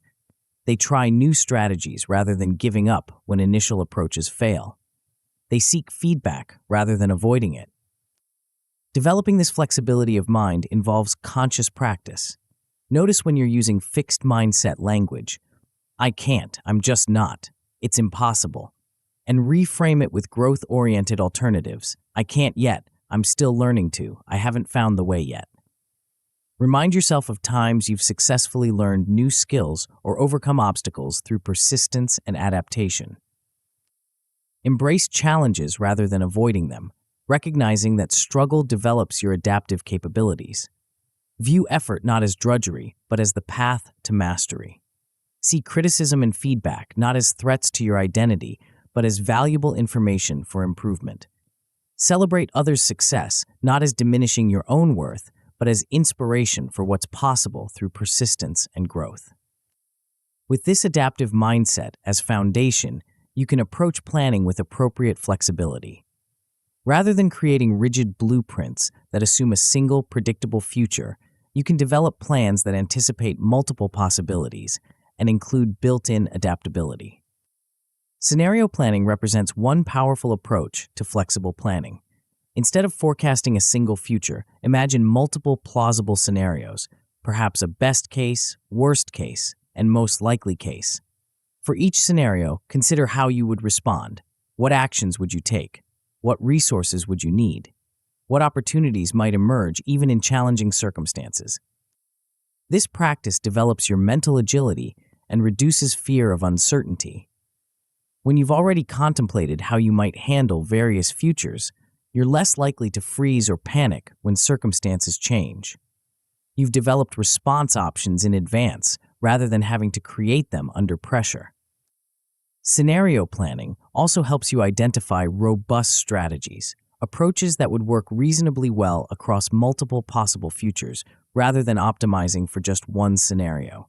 These strategies might not be perfect for any single outcome, but provide resilience across a range of possibilities. Even with flexible planning, you'll inevitably encounter situations where your current approach isn't working as expected. The strategic adapter recognizes these moments not as failures, but as signals that adjustment is needed. They watch for indicators that a pivot might be necessary: consistently missed targets, persistent obstacles despite varied attempts, declining results despite increased effort, or consistent feelings of misalignment and frustration. When these signals appear, they consider whether tactical adjustments or more substantial pivots are appropriate. A tactical adjustment might involve keeping the same goal but changing the method, like switching from one marketing approach to another while still aiming to build the same business. A more substantial pivot might involve redefining the goal itself based on what you've learned, perhaps discovering that a different business model better leverages your strengths while still serving your broader purpose. The key is distinguishing between normal implementation challenges, which require persistence, and genuine strategy problems, which require adaptation. Not every difficulty signals the need for a pivot. Some simply require pushing through initial resistance. The strategic adapter develops discernment about when to persist with the current approach and when to evolve it based on feedback. This discernment develops through continuous learning and feedback loops. The adapter doesn't wait for major failures before adjusting course. They continuously gather information about what's working and what isn't, making incremental improvements based on this feedback. They create short cycles of planning, action, and review rather than executing lengthy plans before evaluating results. This iterative approach allows for continuous refinement rather than dramatic pivots. Small adjustments based on regular feedback prevent the need for major overhauls later. The plan evolves organically in response to what's actually happening rather than adhering to increasingly outdated initial assumptions. Maintaining this adaptability requires overcoming a common psychological barrier: attachment to sunk costs. We naturally resist abandoning approaches we've already invested time, energy, or resources in, even when evidence suggests they're no longer effective. We think, "I've put so much into this already, I can't give up now," even when continuing the current path costs more than changing course. Strategic adapters recognize this tendency and consciously counteract it. They evaluate options based on future prospects rather than past investments. They remind themselves that the goal isn't to validate previous decisions, but to achieve the vision through whatever path proves most effective. They recognize that changing approach isn't admitting failure, but demonstrating wisdom. This detachment from specific methods doesn't mean abandoning commitment to the underlying vision. In fact, it often reflects deeper commitment to that vision. You care more about actually achieving your purpose than about being right about how to get there. You're willing to change your approach precisely because you're unwilling to compromise on your ultimate aims. Maintaining this balance between commitment to vision and flexibility in method requires regular reflection on the difference between ends and means. Ask yourself, am I attached to this specific approach because it's truly the best path forward, or because I've invested in it and don't want to appear inconsistent? Would I choose this same method if I were starting fresh today with what I now know? What matters more, my ego's need to be right or my authentic desire to achieve my vision? Alongside this self-reflection, cultivate general open-mindedness as a habit. Regularly expose yourself to diverse perspectives and ideas. Question your assumptions about what works and what doesn't. Consider alternatives, even when current approaches seem adequate. The more you practice mental flexibility in everyday thinking, the more naturally you'll adapt when significant changes require it. This open-mindedness creates receptivity to unexpected opportunities that might better serve your vision than your original plan. Many of history's most significant innovations and achievements came not from perfectly executed initial plans, but from recognizing and pivoting toward emerging possibilities that weren't visible at the outset. The strategic adapter maintains peripheral vision while moving toward their goals. They notice potentially valuable developments that weren't part of the original plan. They remain open to serendipity, those fortunate discoveries that often arise when pursuing something else entirely. They recognize that the best path to their vision might not be the one they initially mapped. This adaptability complements rather than contradicts resilience, which we'll explore more deeply in the next chapter. Being flexible doesn't mean giving up at the first sign of difficulty or changing direction with every new idea. It means finding new ways to persist toward your vision when original methods prove ineffective. Think of adaptability and resilience as complementary strengths. Resilience provides the perseverance to keep moving toward your vision despite obstacles. Adaptability provides the wisdom to adjust your approach when persistence alone won't overcome those obstacles. Together, they create a powerful combination: the determination to keep going and the flexibility to change how you go. This combination allows you to bend without breaking when facing life's inevitable storms. Like the bamboo, you can yield to powerful forces without being uprooted. You can absorb shocks through flexibility rather than resisting them with brittle strength.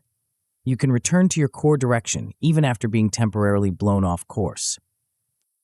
Consider how this might apply in various contexts. If pursuing entrepreneurship, adaptability might mean pivoting to a different business model when your initial concept doesn't gain traction, while still fulfilling your vision of creating value and independence. If building a career, it might mean developing new skills when industry changes make previous expertise less relevant, while still expressing your core professional purpose. If working toward health goals, adaptability might mean finding alternative exercise approaches when injury prevents your usual routine, while maintaining commitment to overall well-being. If developing relationships, it might mean adjusting communication styles based on feedback, while staying true to your values of connection and authenticity. In each case, the flexible strategy maintains direction toward the vision while adjusting specific methods based on emerging realities. It distinguishes between the negotiable, how you get there, and the non-negotiable, where you're ultimately headed. It holds the what firmly while remaining flexible about the how. To maintain this adaptability as an ongoing capacity rather than a one-time adjustment, build regular strategy reviews into your planning process. Every few months, step back from day-to-day execution to assess your overall approach. Ask, given what I've learned and how circumstances have changed, does my current strategy still represent the best path to my vision? What adjustments would better align my actions with current realities while still serving my ultimate aims? These reviews prevent the common pattern where initial strategies become increasingly misaligned with evolving circumstances, yet continue through momentum and habit. They create intentional inflection points where you can make conscious adjustments rather than continuing on autopilot. They ensure your approach remains relevant and effective in changing conditions. As you practice adaptability in small ways, you develop confidence for handling larger changes. Each successful adjustment builds your adaptive capacity. You learn that you can modify your approach without losing your direction. You discover that change, while sometimes uncomfortable, doesn't have to be threatening. You build trust in your ability to navigate uncertainty rather than requiring perfect predictability. This confidence transforms how you experience change. What once felt like threatening disruption begins to feel like navigable transition. What once triggered resistance and anxiety starts to evoke curiosity and creative problem-solving. What once seemed like failure when plans require adjustment now feels like natural evolution of your approach. The cumulative effect of developing this adaptability is profound. Rather than being derailed by inevitable changes, you incorporate them into your journey. Rather than fighting against reality when it differs from your expectations, you dance with it. Rather than seeing only obstacles when circumstances shift, you spot hidden opportunities within those shifts. This doesn't mean adaptability is easy or that change won't sometimes be painful. Letting go of familiar approaches, admitting that initial plans weren't perfect, stepping into uncertainty, these experiences can be genuinely challenging. Adaptability isn't about denying this difficulty, but about moving through it productively rather than being stopped by it. The strategic adapter acknowledges the discomfort of change while not being defined by it. They feel the natural resistance to adjustment while not being controlled by it. They honor the loss that sometimes accompanies necessary pivots while still embracing the new possibilities those pivots create. This capacity for adaptability may be more valuable now than ever before. In an era of accelerating change across industries, technologies, and social structures, rigid strategies become obsolete at an increasing rate. Those who can only execute predetermined plans find themselves increasingly misaligned with rapidly evolving realities.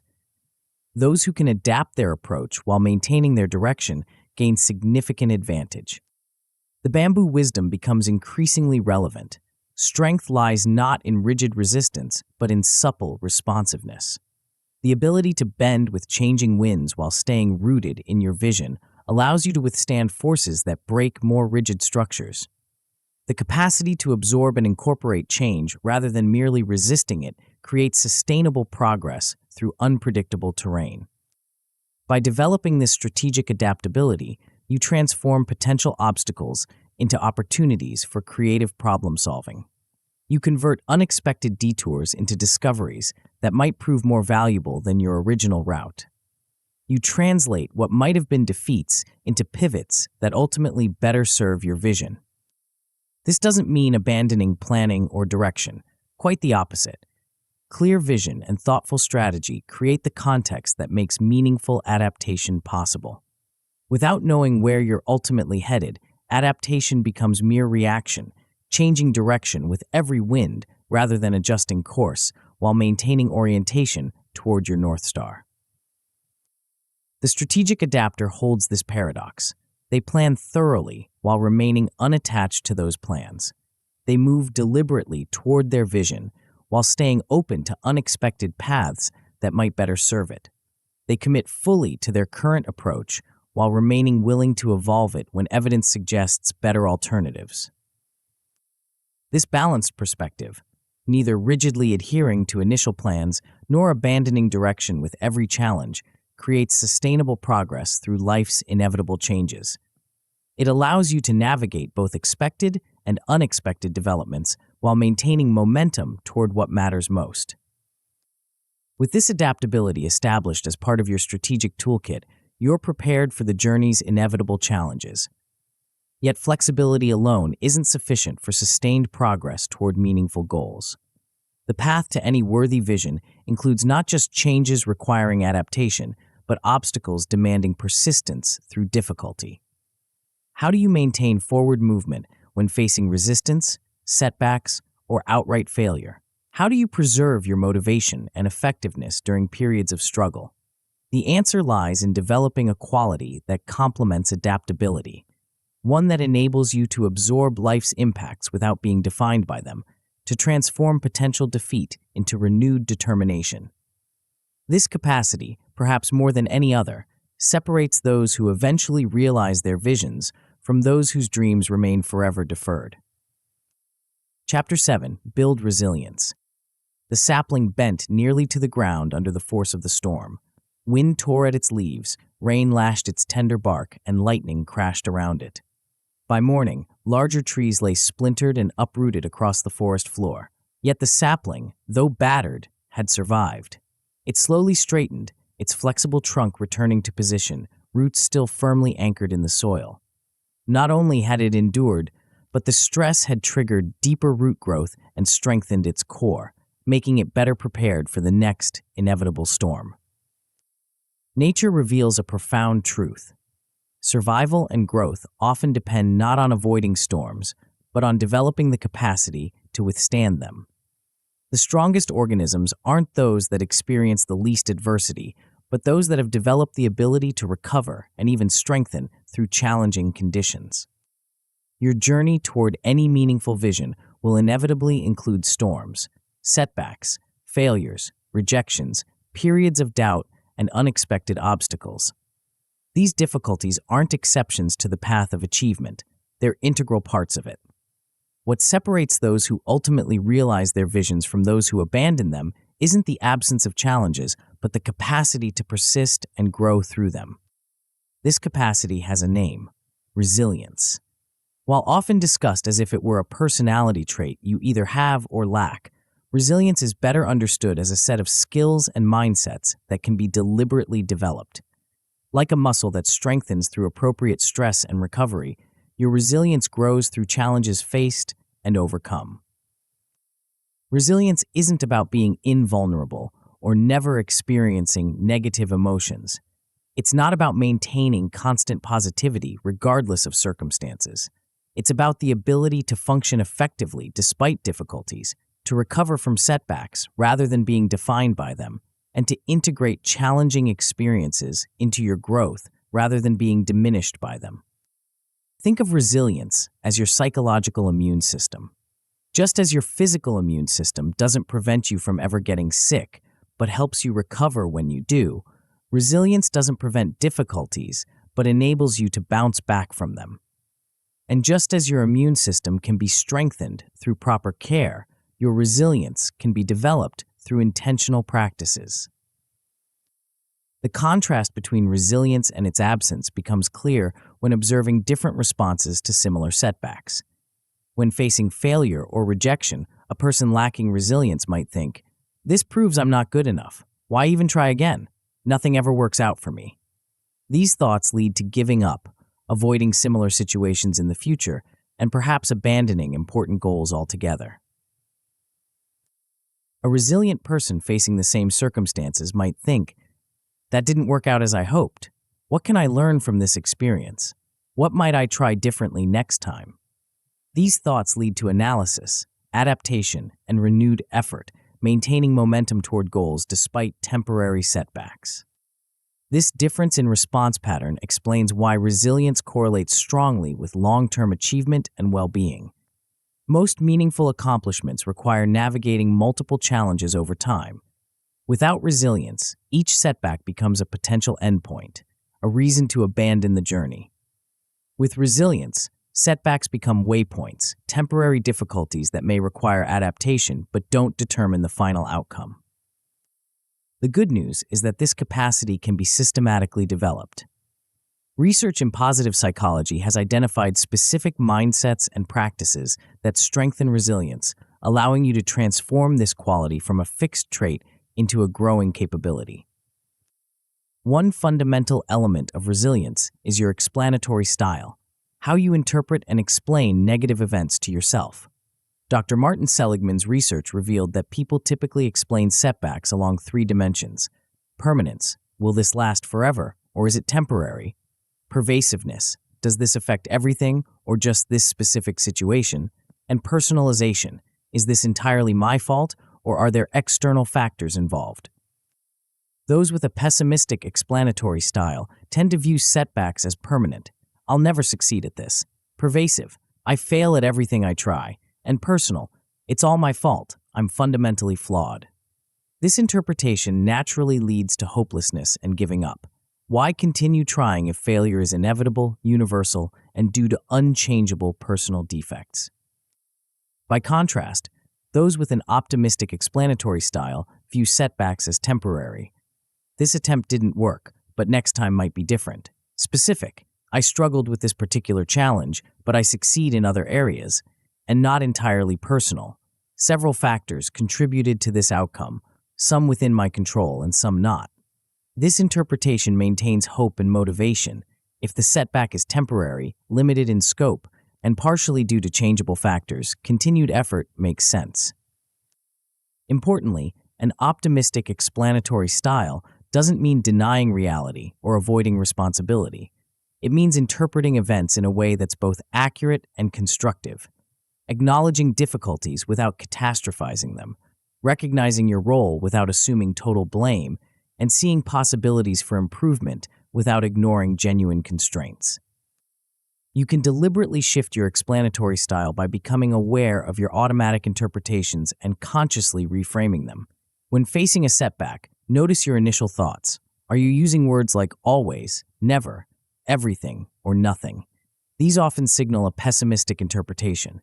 Challenge these absolutes. Is it really always this way, or just sometimes?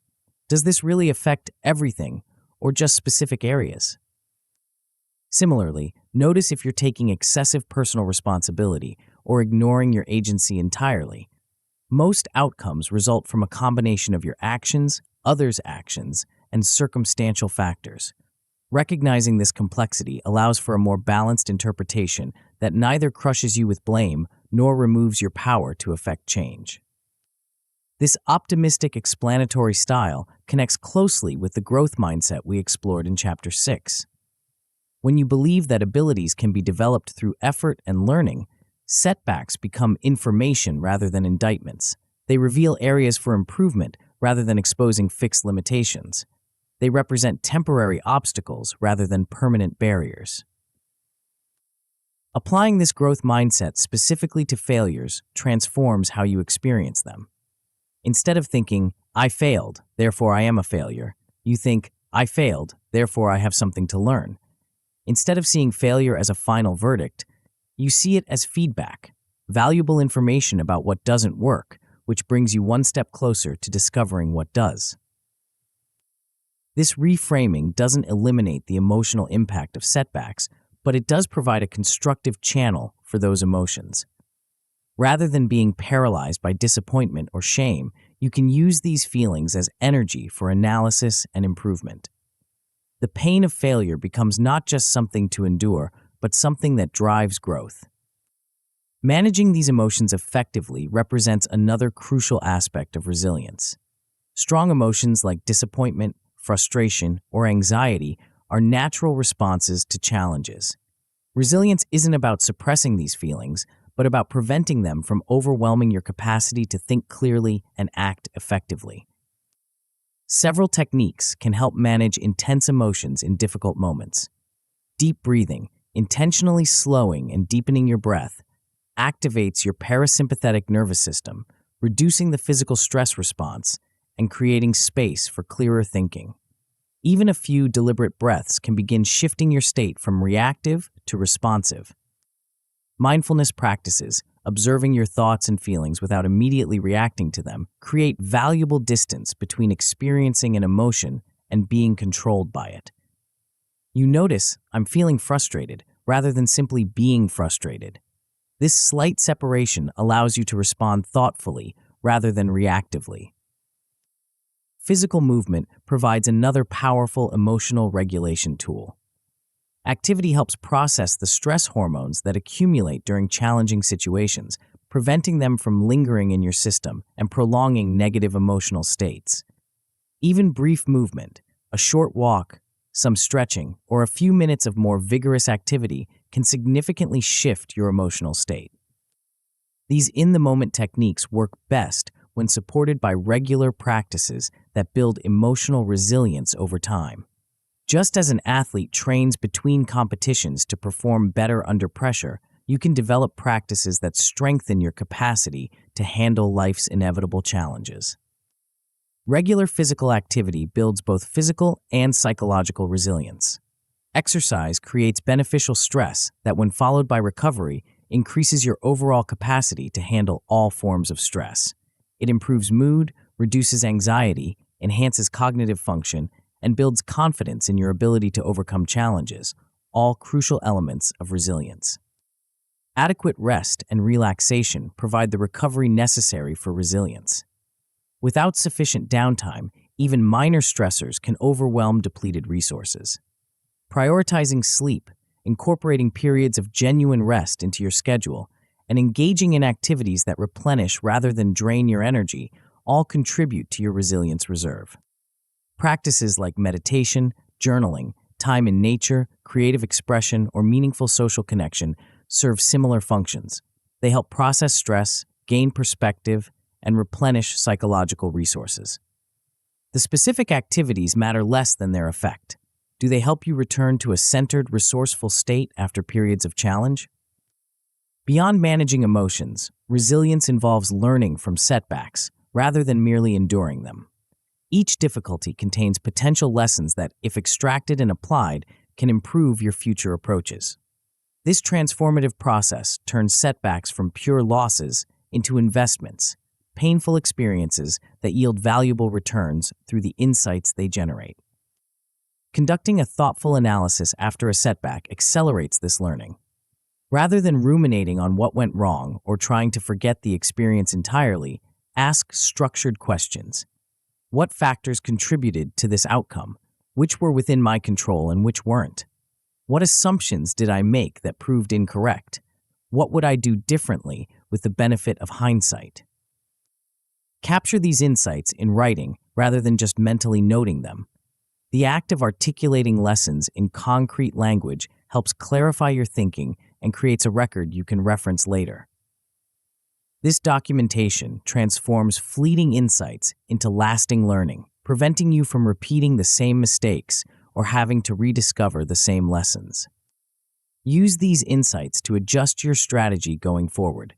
Perhaps you need to modify your timeline, develop additional skills, secure different resources, or change your approach entirely. The setback has provided valuable information about what doesn't work in your specific situation. Use this to refine your path toward your vision. This learning process highlights an important distinction between persistence and stubbornness. Resilience involves persistence, continuing toward your goals despite difficulties, but it doesn't mean rigidly adhering to approaches that consistently fail. If repeated attempts using the same method yield the same disappointing results, resilience might mean trying a completely different approach rather than just trying harder. This connects back to the adaptability we explored in Chapter 6. Resilience and adaptability work together. Resilience provides the strength to continue despite setbacks, while adaptability provides the wisdom to adjust your approach based on feedback. Together, they create sustainable progress. You keep moving toward your vision, resilience, while intelligently adjusting your route as needed, adaptability. While these internal practices form the foundation of resilience, external support plays an equally crucial role. The myth of the completely self-reliant individual who needs no one else has led many to believe that seeking support signals weakness. In reality, connecting with others during difficult times represents one of the most effective resilience strategies available. Research consistently shows that social support serves as a buffer against stress and a catalyst for recovery from setbacks. Those with strong support networks demonstrate greater resilience across various challenges than those who face difficulties alone. This doesn't reflect weakness in those seeking support, but rather wisdom in utilizing all available resources for recovery and growth. Building and maintaining supportive relationships before you need them creates a resilience reserve you can draw upon during difficult times. Invest in connections with people who believe in you, who offer honest feedback without harsh judgment, and who remind you of your capabilities when you momentarily forget them. These relationships provide not just emotional comfort, but often practical assistance, alternative perspectives, and models of resilience you can learn from. When facing challenges, communicate openly with trusted others about what you're experiencing. Many people hesitate to share difficulties, fearing they'll burden others or appear inadequate. Yet appropriate vulnerability often strengthens rather than weakens relationships, and articulating challenges frequently clarifies your own thinking about them. Be specific about what kind of support would help most. Sometimes you need practical advice, sometimes emotional encouragement, sometimes just someone to listen without trying to fix anything. Clarifying your needs increases the likelihood of receiving the type of support that would be most beneficial in your specific situation. Beyond your immediate circle, seek inspiration from those who have demonstrated remarkable resilience in their own journeys. Throughout history and across fields, individuals have overcome tremendous obstacles to achieve meaningful goals. Their stories remind you that setbacks and failures represent normal parts of any significant journey, not indications that you're on the wrong path. While external support provides crucial reinforcement, daily personal practices build your resilience from the inside out. These practices don't eliminate challenges, but gradually increase your capacity to handle them effectively when they inevitably arise. Gratitude practice represents one such powerful habit. Regularly identifying specific things you appreciate, from significant relationships to small daily pleasures, counteracts the negativity bias that naturally draws your attention to problems and deficiencies. It reminds you of the resources, support, and positive elements that remain present even during difficult periods. This doesn't mean ignoring genuine problems or forcing artificial positivity. It means maintaining a balanced perspective that includes both challenges and resources, both difficulties and possibilities. This balance prevents the tunnel vision that can develop during stressful periods where problems seem all-encompassing and options appear non-existent. Self-compassion provides another essential resilience practice. Many people respond to setbacks with harsh self-criticism, believing this will motivate improvement. Research suggests the opposite. Self-criticism generally leads to decreased motivation, avoidance of challenges, and diminished resilience.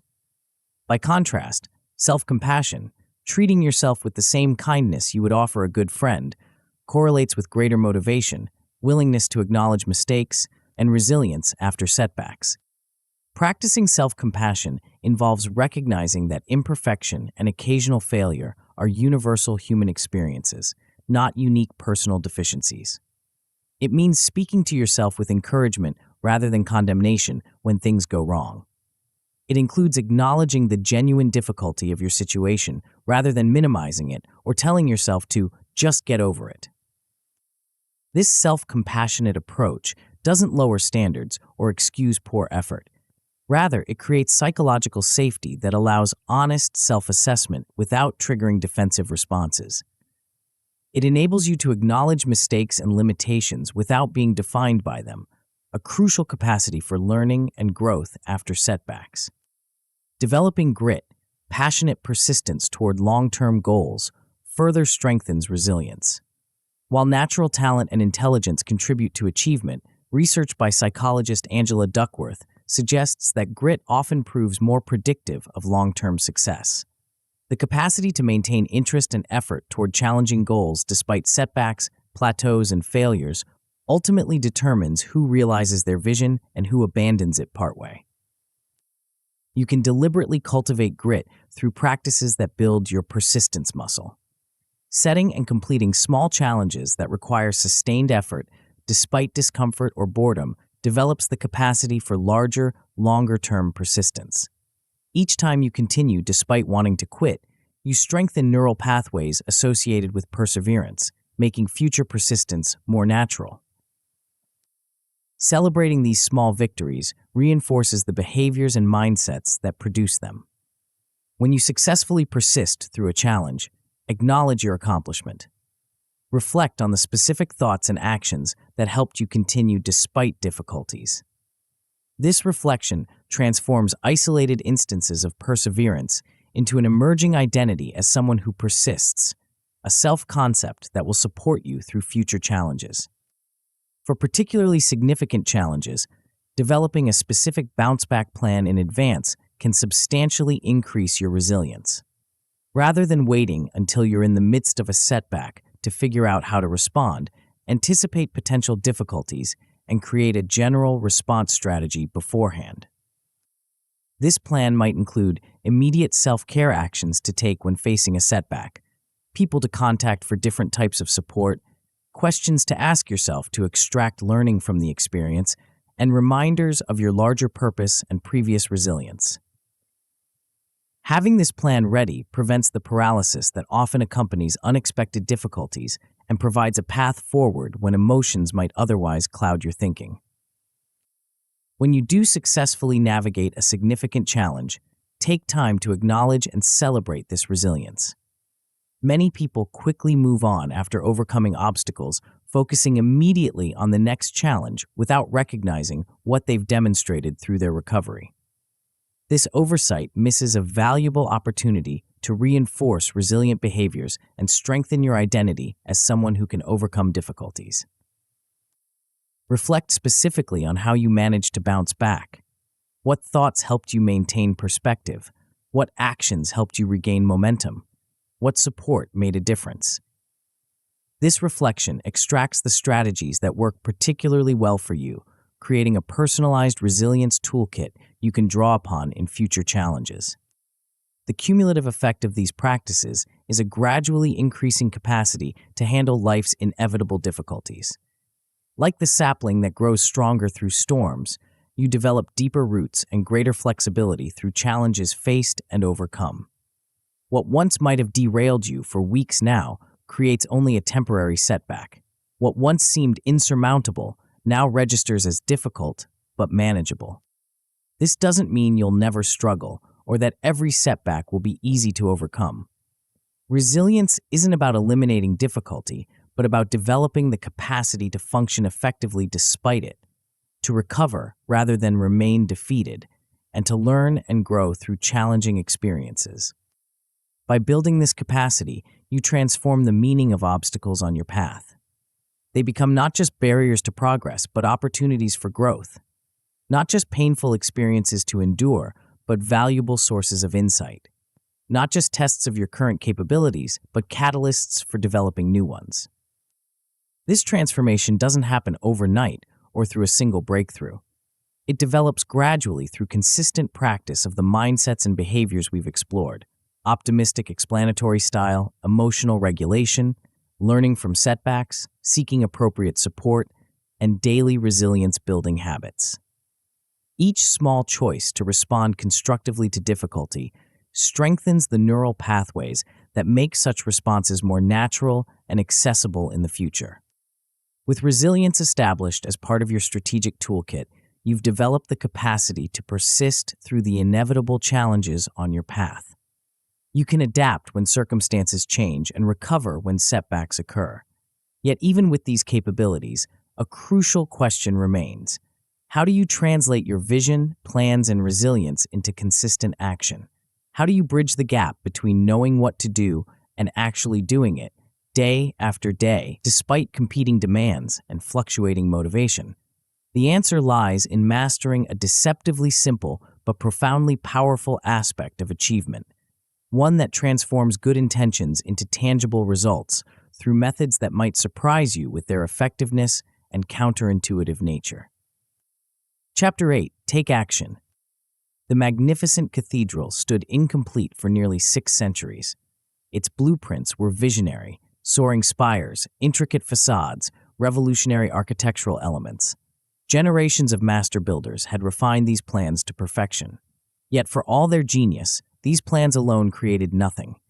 Only when stone was cut, when mortar was mixed, when hands lifted each element into place, only then did vision begin transforming into reality. The Sagrada Familia reminds us of an eternal truth. No matter how brilliant the conception, creation requires action. You've developed a compelling vision, you've crafted a strategic plan, you've gained deep self-knowledge, you've established clear priorities, you've honed your decision-making, you've cultivated adaptability and resilience. Yet all of these capabilities remain merely potential energy until converted into kinetic energy, into movement, into doing, into action. This conversion represents the critical juncture where most dreams remain forever dreams. The landscape of human aspiration is littered with brilliant ideas never implemented, promising plans never executed, and potential never realized. Not because these visions lacked merit or because their architects lacked capability, but because of a fundamental gap that plagues even the most thoughtful strategists. This gap, between knowing and doing, between intention and action, between planning and execution, represents perhaps the most significant obstacle to designing your destiny. You can have perfect clarity about what you want and a flawless strategy for achieving it, yet still find yourself stuck in place, your vision remaining perpetually on the horizon rather than manifesting in your lived experience. Understanding this gap requires recognizing a counterintuitive truth. Knowing what to do rarely translates automatically into doing it. We often assume that once we've figured out the right course of action, taking that action will follow naturally. Yet experience repeatedly demonstrates otherwise. We know we should start that important project, have that difficult conversation, or establish that beneficial habit, yet we don't. We intend to act, but find ourselves procrastinating, distracted, or simply forgetting. This disconnect stems from several sources. Sometimes fear holds us back. Fear of failure, of inadequacy, of the unknown. Sometimes present comfort outweighs future benefit in our immediate decision-making. Sometimes we're waiting for perfect conditions or complete readiness that never arrives. Sometimes the sheer complexity of our goals overwhelms us into inaction. And sometimes we simply haven't developed the systems that translate intentions into consistent behavior. Whatever its cause, this gap doesn't reflect a character flaw or lack of commitment. It represents a normal human challenge that affects even the most motivated individuals. The difference between those who ultimately achieve their visions and those who don't isn't freedom from this gap, but the development of specific strategies to bridge it, to convert knowledge and intention into consistent, effective action. The most fundamental of these strategies might seem almost too simple. Just start. Not tomorrow, not when conditions are perfect, not when you feel completely ready, but now, today, with whatever small action moves you forward. This principle recognizes that the hardest part of any endeavor is often the initial movement, the first step that breaks inertia and creates momentum. The power of this approach lies in its ability to bypass the psychological barriers that prevent action. When you take even a small step, several things happen. The task becomes concrete rather than abstract. Your perception of its difficulty often decreases, your confidence in your ability to handle it increases, and you gain immediate feedback that can guide your next steps. If your goal is writing a book, write 100 words today, not next week when your schedule clears. If you're building a new skill, practice for 10 minutes now, not when you have a full hour available.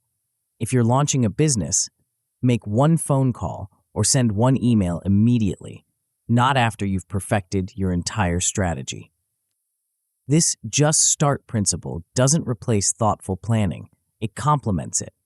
Your strategic plan provides direction and structure, while immediate action creates momentum and generates real-world feedback.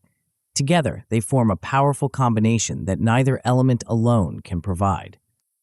Taking that first step often requires overcoming procrastination, the tendency to delay important actions despite knowing they should be done. Procrastination isn't simply laziness. It's a complex psychological response that often involves avoiding negative emotions associated with a task, such as boredom, anxiety, frustration, or self-doubt. Understanding your specific procrastination patterns provides the first step toward overcoming them. Do you delay tasks that feel overwhelming? Break them into smaller, more manageable pieces. Do you put off activities with uncertain outcomes? Focus on the process rather than the result. Do you avoid tasks that seem unpleasant? Pair them with something enjoyable or reward yourself afterward. Beyond these tailored approaches, several general techniques can help overcome procrastination. The Pomodoro technique involves working in focused bursts, traditionally 25 minutes, followed by short breaks. This approach makes starting easier because you're committing to a brief period rather than an entire project, and the time-bound nature creates helpful urgency. The 2-minute rule suggests that if something takes less than 2 minutes, do it immediately rather than scheduling it for later. This prevents the accumulation of small tasks that collectively create mental clutter and drain energy. It also builds the habit of immediate action for manageable items. For larger tasks, breaking them into tiny subtasks can overcome the paralysis that comes from facing something that seems overwhelming. Instead of write report, your task list might include create outline, draft introduction, complete first section, and so on. Each small task becomes more approachable and provides a clear starting point. Environmental modifications can further reduce procrastination by removing distractions that provide easy escape routes. Turning off notifications, blocking distracting websites during work periods, or even changing your physical location to a space associated with productivity can significantly increase follow-through on intentions. Accountability provides another powerful antidote to procrastination. When others expect updates on your progress, the social pressure often motivates action more effectively than purely internal commitment. This might involve a formal accountability partner who checks on your progress regularly, public commitments to deadlines, or simply telling someone your intentions, creating subtle pressure to follow through. While these techniques help overcome immediate resistance to action, sustainable progress requires more than occasional bursts of productivity. It demands consistency, regular action maintained over time. This is where the power of habits becomes transformative. Habits represent one of the most efficient paths to consistent action because they eventually require minimal conscious effort or willpower. Once established, habits operate largely on autopilot, triggered by specific cues rather than requiring deliberate decisions each time. This automaticity conserves mental energy and dramatically increases the likelihood of consistent action.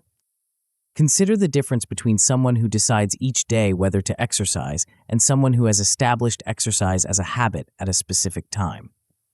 The first person faces a decision point each day. a moment where competing priorities, fluctuating motivation, or simple inertia might derail their intention. The second person still needs to execute the activity, but has removed the decision point, making the action far more likely to occur consistently. Building new habits requires understanding their fundamental structure. Habits consist of three elements: a cue that triggers the behavior, the routine itself, and a reward that reinforces the pattern. By deliberately designing these elements, you can establish new habits that support your goals. Start with a habit so small it seems almost trivial, so easy you can't reasonably say no. Want to establish a meditation practice? Begin with just 1 minute daily. Want to start writing? Commit to a single paragraph. Want to build a fitness habit? Start with 5 minutes of movement. This minimal approach overcomes initial resistance and establishes the behavioral pattern, which can be gradually expanded once the habit foundation exists. Connect this new behavior to a specific cue, either a time of day or an existing habit that can serve as a trigger. After I brush my teeth, I will meditate for 1 minute, or at 7 a.m., I will write 1 paragraph. This precise implementation intention dramatically increases follow-through by removing ambiguity about when the action will occur. Research demonstrates the remarkable power of this specificity. In one study, people who wrote down exactly when and where they would exercise each week showed 91% follow-through, compared to much lower rates for those with general intentions to exercise. This simple act of deciding in advance the specific circumstances for action creates a mental link between situation and behavior that automatically activates when the situation occurs.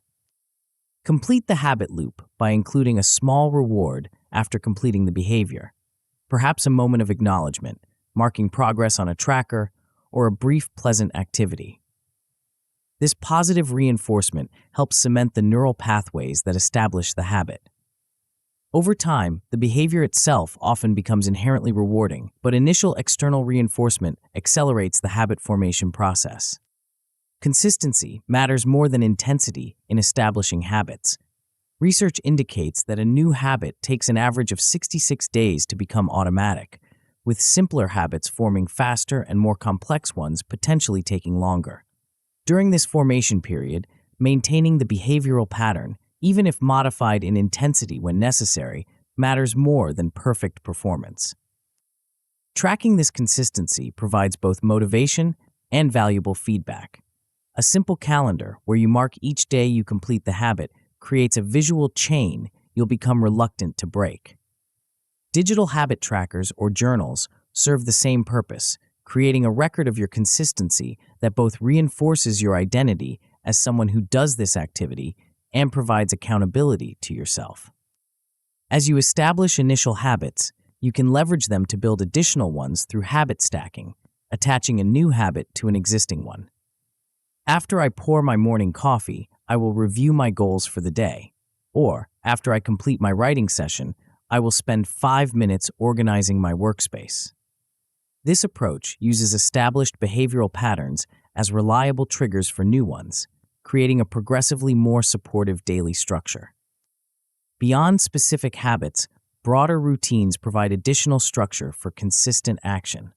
A morning routine that includes key priority activities ensures these important but often not urgent tasks don't get crowded out by the day's demands.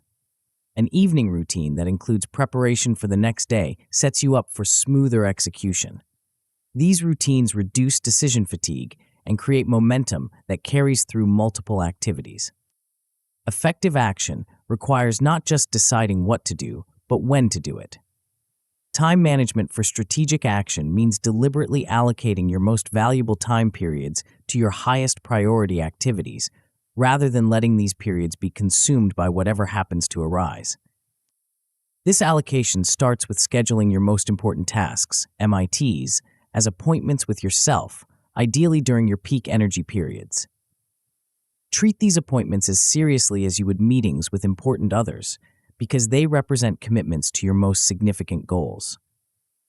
This scheduling transforms priorities from abstract intentions into concrete time commitments.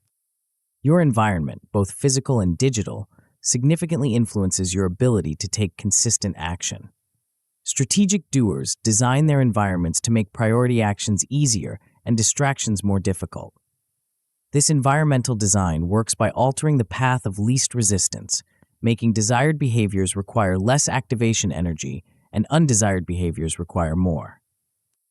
For instance, if you're committed to a creative practice, keep your tools visible and accessible rather than packed away.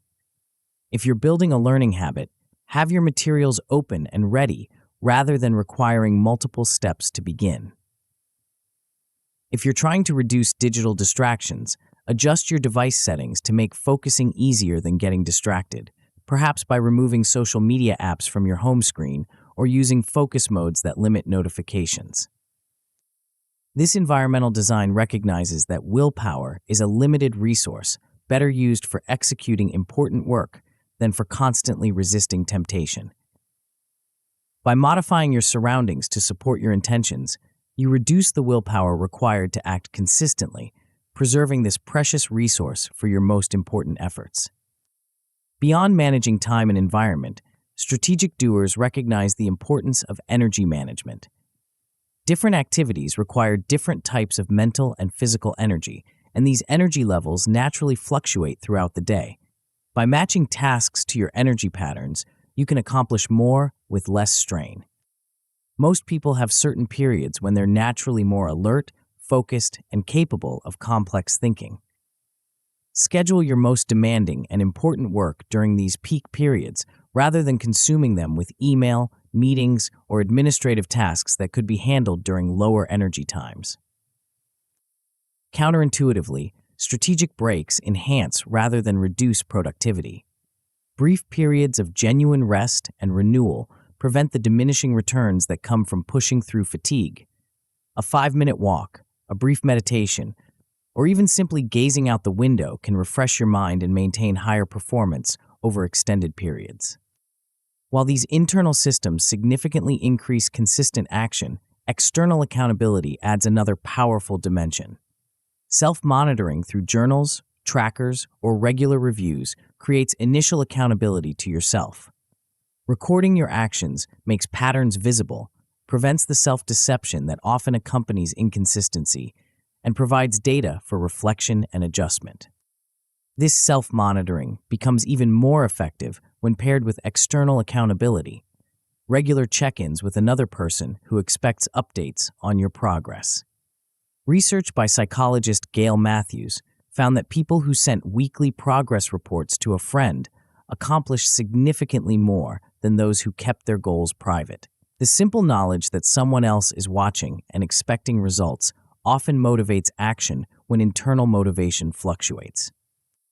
These accountability relationships can take various forms: a dedicated accountability partner with whom you exchange regular updates, a mentor who reviews your progress, a coach who helps refine your approach, or a group where members share commitments and outcomes. The specific structure matters less than the fundamental element of external expectation and review. Some find that adding stakes to this accountability further increases follow-through. This might involve positive consequences for meeting commitments, rewards you genuinely value, or negative consequences for missing them, forfeiting money, losing privileges, or experiencing minor social discomfort. These stakes make the immediate cost of inaction more tangible, counterbalancing the human tendency to prioritize present comfort over future benefit. As you implement these action strategies, you'll discover the power of momentum, the tendency for action to generate energy for further action. Like a physical object in motion, a person taking consistent action develops a force that makes continued movement easier than stopping.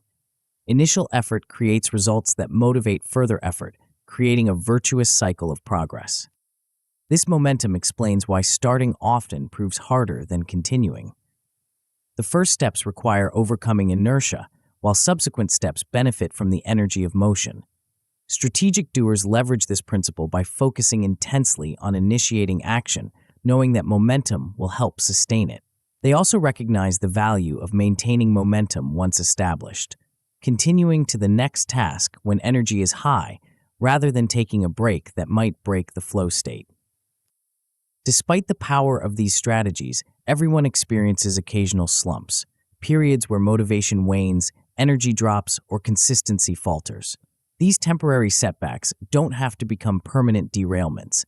The key lies in restarting quickly rather than allowing a temporary lapse to become an abandoned commitment. When you miss a day of your habit, skip a planned work session, or otherwise break your streak, avoid the common trap of all-or-nothing thinking. I missed a day, so my perfect record is ruined, so why bother continuing? Instead, view consistency as a practice to be maintained over time, not a perfect performance to be either achieved or failed. The goal isn't perfection, but a high percentage of follow-through that produces results over time. Strategies for recovering from slumps include revisiting your vision to reconnect with your deeper motivation, changing your approach if boredom has set in, seeking fresh inspiration from others pursuing similar goals, or simply committing to a minimal version of your practice to rebuild momentum gradually. The specific approach matters less than the fundamental commitment to resuming action rather than abandoning it. Sustaining action over the long term requires finding value in the process itself, not just the outcome. When you focus exclusively on distant goals, motivation often fluctuates based on perceived progress and how far you still have to go. When you also appreciate the daily actions themselves, finding satisfaction, meaning, or even enjoyment in the work itself, you create more sustainable motivation. This process orientation doesn't mean abandoning outcome goals. It means recognizing that the journey toward those outcomes constitutes most of your actual experience. By finding ways to appreciate or at least accept the daily work, perhaps by tracking progress, celebrating small wins, creating pleasant environments for your tasks, or connecting the work to your deeper values, you transform obligation into something more sustainable. Throughout this journey of consistent action, maintain the adaptability we explored in Chapter 6. If certain approaches consistently fail to produce action despite multiple attempts, be willing to modify your methods rather than simply trying harder with strategies that don't work for you. Perhaps you need to shift the timing of a habit, change your accountability structure, or try a completely different approach to the same goal. This flexibility in method combined with consistency in action creates a powerful approach. You remain committed to making progress while being willing to adjust exactly how that progress happens. You recognize that the specific path matters less than continued movement in the right direction. You focus on results rather than rigidly adhering to particular techniques. By implementing these strategies, starting immediately, overcoming procrastination, building supportive habits, managing time and environment effectively, establishing accountability, leveraging momentum, recovering quickly from slumps, finding value in the process, and maintaining flexibility, you bridge the critical gap between intention and action. You transform plans from theoretical possibilities into lived reality. You convert potential into kinetic energy that creates actual change in your life and world. This conversion represents the essential alchemy of achievement, the transformation of ideas into reality through the catalyst of consistent action. Without it, even the most brilliant vision remains forever in the realm of imagination. With it, even seemingly ordinary ideas can produce extraordinary results through the compounding effect of persistent execution. The cathedral eventually rises, not through a single heroic effort, but through countless stones laid day after day, year after year. Your vision manifests through a similar process, not by waiting for perfect conditions or relying on occasional inspiration, but through regular, intentional action maintained over time. Yet, even as you develop this capacity for consistent action, a question emerges. How do you know if your actions are creating the progress you intend? How do you distinguish between productive persistence and misguided stubbornness? How do you refine your approach based on experience rather than simply repeating the same patterns? The answer lies in developing a practice that few people implement systematically, yet that can dramatically accelerate your growth and effectiveness. This overlooked discipline transforms raw experience into wisdom and converts mere activity into strategic progress through a process that might seem counterintuitive in our action-oriented culture. Chapter 9. Reflect and Refine. The master craftsman stepped back from his work. Though his hands had been in constant motion for hours, this moment of stillness was not a break, but perhaps the most crucial part of his process. With narrowed eyes and tilted head, he studied what he had created so far, noting the proportions, the balance, the details that aligned with his vision and those that didn't. Without this deliberate pause, without this moment of assessment, his skilled hands might continue building imperfections into the very foundation of his creation. It was this rhythmic alternation between doing and evaluating that distinguished the master from the merely competent. In your journey of designing your destiny, you've developed a compelling vision. You've created a strategic plan. You've gained deep self-knowledge, established clear priorities, and honed your decision-making. You've cultivated adaptability and resilience. You've implemented systems for consistent action. Yet without one final element, these powerful capabilities remain incomplete, like a circle missing the segment that would close it. This missing element isn't another technique for planning or action. It's the practice that transforms experience into wisdom, converts activity into progress, and ensures that your efforts actually move you toward your vision rather than just keeping you busy. It's the discipline that distinguishes those who grow continuously from those who merely repeat the same year of experience multiple times. Most people assume that improvement comes automatically from experience, that simply doing something repeatedly leads naturally to getting better at it.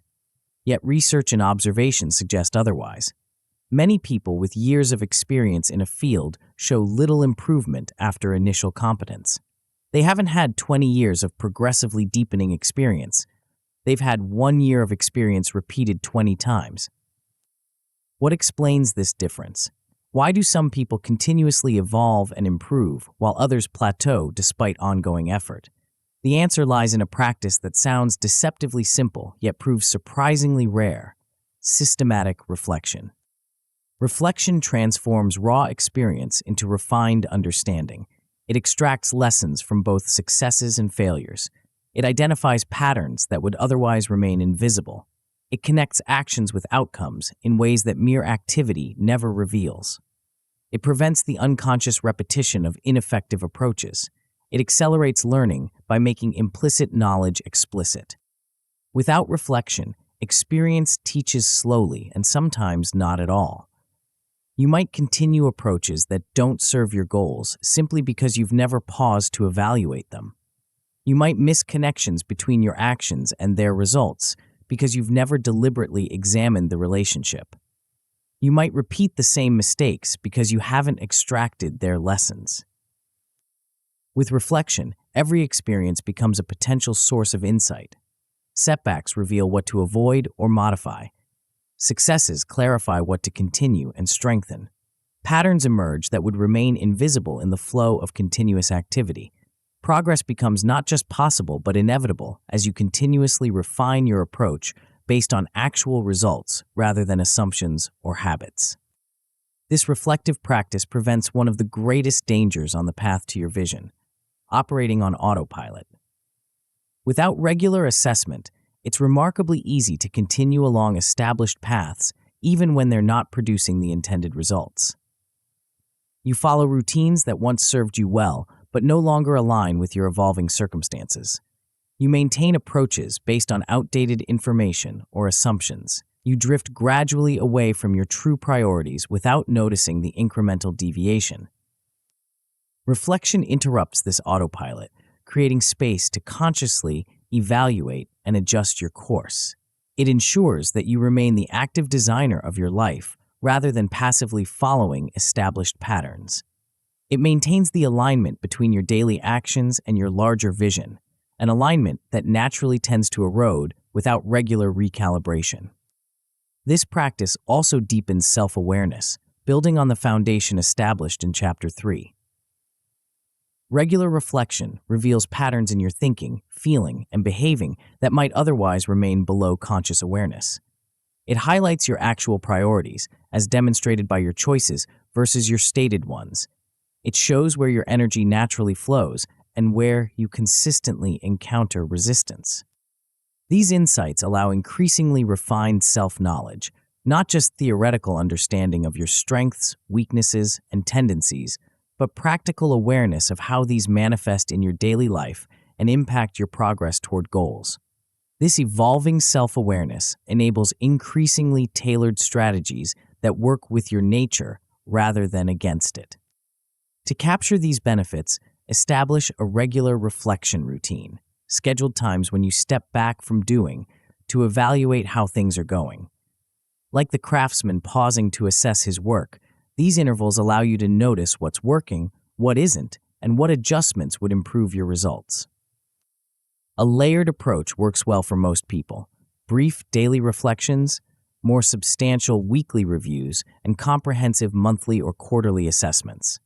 Each layer serves a different purpose in your continuous improvement process. Daily reflection might take just 5 to 10 minutes, perhaps at day's end. During this brief check-in, consider what went well today, what challenges you encountered, and what you learned that might inform tomorrow. This is an elaborate analysis, but a quick reset that prevents minor deviations from becoming major ones and captures insights while they're fresh. Weekly reviews provide a broader perspective, allowing you to assess patterns across days and progress towards short-term goals. This might involve reviewing your week's accomplishments, evaluating how you spent your time relative to your priorities, noting any recurring challenges, and planning adjustments for the coming week.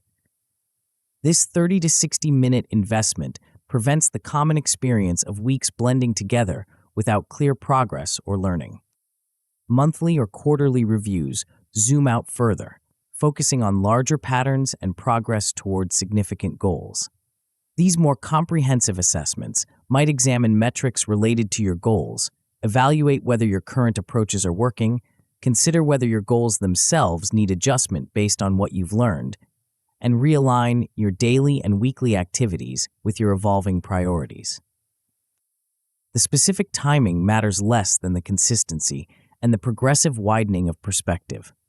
The daily reflection keeps you aligned in the moment, the weekly review ensures progress across days, and the monthly quarterly assessment maintains connection with your larger vision and goals. Together, they create a continuous feedback loop that prevents extended periods of misalignment or ineffective effort. Creating a conducive environment for reflection enhances its effectiveness. Find a quiet space free from distractions. Perhaps light a candle, play soft instrumental music, or prepare a favorite beverage to make the experience pleasant rather than merely dutiful. Some people prefer early mornings when the mind is fresh. Others find evenings better for reviewing the day's events. The specific conditions matter less than their ability to support focused introspection. Within this reflective space, certain questions can guide your thinking productively. Rather than unstructured musing, which can devolve into rumination or surface-level review, targeted questions direct your attention to the most valuable insights. For progress assessment, consider, what specific steps did I take toward my goals this period? What milestones or sub-goals did I reach? Where am I relative to my planned timeline? These questions provide concrete measurement rather than vague impressions of progress. For effectiveness evaluation, ask, which approaches or tactics produce the best results? What activities seem to yield little benefit despite significant effort? Where did I encounter unexpected obstacles or opportunities?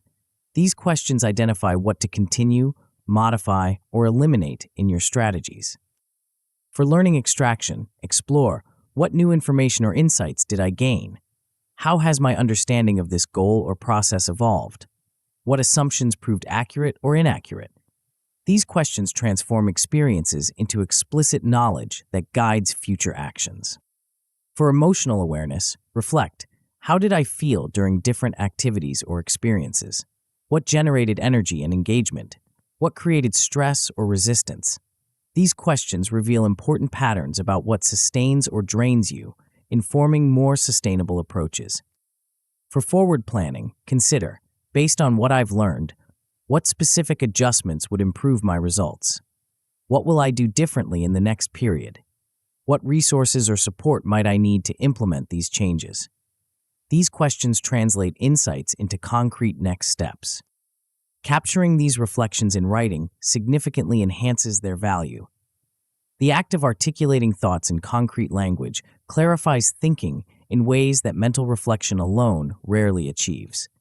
Writing also creates a record you can review over time, revealing longer-term patterns and documenting your evolution. This journaling needn't be elaborate or literary. Simple bullet points addressing key questions can prove highly effective. The format matters less than the practice of externally capturing your thoughts rather than merely thinking them. For those who prefer not to write, audio recording or even structured conversation with a trusted friend can serve similar functions. Beyond reflection on activities and outcomes, include attention to your emotional and mental states. How did you feel during the period under review? What generated positive emotions like engagement, satisfaction, or joy? What triggered stress, frustration, or apathy? These emotional patterns provide valuable data about sustainability and alignment with your authentic self. Sometimes activities that seem strategically sound on paper prove emotionally unsustainable in practice. Conversely, pursuits that might seem tangential sometimes generate unexpected energy and insights.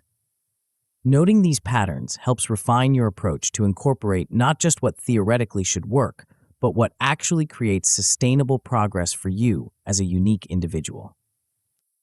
Measuring progress represents another crucial aspect of effective reflection. While subjective assessment has value, concrete metrics provide clearer feedback about whether your efforts are producing the intended results. These metrics will vary based on your specific goals, but should provide unambiguous indicators of progress or its absence. For learning goals, you might track hours of deliberate practice, skills mastered, or performance on assessments. For creative projects, you could measure words written, pages completed, or milestones reached. For financial goals, obvious metrics include savings accumulated, income generated, or debt reduced. For health objectives, you might track workout consistency, physical measurements, or performance indicators. The specific metrics matter less than their relevance to your goals and their objectivity. They should measure what truly matters rather than what's merely easy to quantify, and they should provide clear feedback rather than allowing ambiguity about whether progress is occurring. Visualizing this progress often enhances motivation and clarity. Simple tools like progress bars, milestone checklists, or trend graphs make abstract advancement concrete and visible. Seeing that you've moved from 20% to 40% completion on a project, or that your skill assessments show a clear upward trend, provides tangible evidence of progress that might otherwise feel uncertain. When evaluating these metrics, compare actual results not just to your ultimate goals, but to your planned trajectory. Are you ahead of schedule, on track, or falling behind? This comparison provides early warning of potential issues rather than waiting until final deadlines approach. It allows proactive adjustment rather than reactive scrambling. If you're behind your planned pace, investigate why with curiosity rather than judgment. Were your initial timelines unrealistic? Did unexpected obstacles arise? Did you not execute your planned actions consistently?